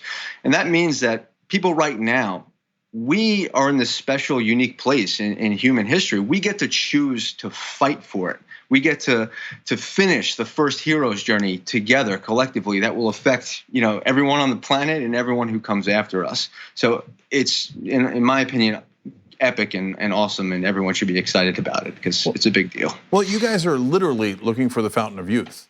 I believe we've done that a couple of times. But in this case, you're actually looking in the right place. It turns out it's not in Florida, and it's not in ancient lands.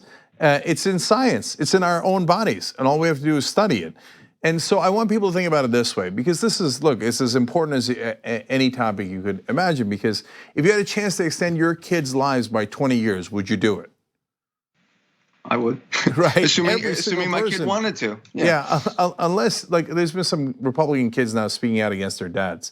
So maybe some cases, but overall, 99.9% of you would say, of course, I would do it. And the real way to think of this too is what it really is doing, just like all medicine, is extending choice, right? That doesn't mean that someone's going to force you to live 50 more years if you don't want to, but there's a lot of instructive, like, psychological studies here, or it has to do with the way that you think about the future. So for example, if you ask a 20-year-old, do you want to live to be 90? That might be a 50-50 of people who would say yes. If you ask a healthy 89-year-old who loves their family, is having a great time, do they want to be 90? you better believe they're saying yes. So it's all about the perspective here, and that's why it's so important to realize that this is health. And again, this isn't just for the individual. This also has massive socioeconomic impact here, because as you guys talked about before, the population is skewing older. The demographics, baby boomers, birth rates are dropping. So with that kind of backdrop, systems like Social Security and Medicare are in for a world of hurt if we don't age healthier as a society and add more to the productive healthy years. And people in government are aware of this. There just isn't enough will yet to act on it. In Japan, it's actually a catastrophe right now. It's called the gray tsunami, if you've heard of that, where more adult diapers are being sold right now than baby diapers. And the healthcare costs are tragic because of that. Wow. So we have to get on this issue. I had not heard about the diaper epidemic in Japan. And by the way, if you're thinking, well, more people are going to live older than live longer, so that's we would not compound the problem. But no, but they would be healthier as they lived longer. And so, super last thing, even though we're way over time, but this topic's too interesting. Keith, the mouse project, the NAD plus mouse, what was that? Yeah, so you covered this last year. I believe your exact words were, I'm not messing around with NAD. That stuff is happening. So basically what this is the work of Dr. David Sinclair from Harvard. It has to do with NAD+, which is a coenzyme that's basically involved in energy production, ATP generation, the Krebs cycle. And this declines with age. So the research that you had covered last year was David's lab added NMN to basically the drinking water of the mice, and the NMN is a precursor that essentially turns into NAD, right? So when they did that and restored the levels of NAD, it created all these great physiological changes. The mice were a 6-year-old equivalent mouse was indistinguishable from a 20-year-old equivalent mouse. So what this research that we're crowdfunding now on lifespan.io/NMN is an extension of that. So the earlier trial was just like a couple of weeks. This one is going for years to look, does it actually make the mouse live healthier longer and improve their lifespan? And the campaign is ending in like 30 hours, and it needs only a couple of $1,000s left. So I need everyone to panic, to borrow your phrase, and get there right now, and let's finish this together, because we've all been on this journey together to fight the diseases of aging since we've been around, but we just didn't even know that because it's always been hopeless, but now it's not. So if you want to live longer and healthier, you can help us. You can be a true rebel against aging and death if you want to get grandiose about it. Yeah. But it's a big deal. So Keith doesn't just talk the talk, he walks the walk. Did you see how he extended the life of that light in his room? Okay. I'm using like my TV as background light and my computer dampened, so I had to. No, don't tell him how the magic's done. Oh, you're right. Okay, so everybody, speaking of magic, the website is lifespan.io. And you can donate at lifespan.io/hero, and you can learn more about it at lifespan.io/learn. Keith, thank you so much for joining us. Really appreciate it. Thanks, Jack. All right. We also extended the life of that interview. I can go all day long, but we got to do a post game. All the members, we're going to talk about how Steve King turned into a racist, but also a cutesy story about a haunted house and my kids last night from Halloween, all at tyt.com/jank. I'm doing the post game with John, so I thought I'd rub it in.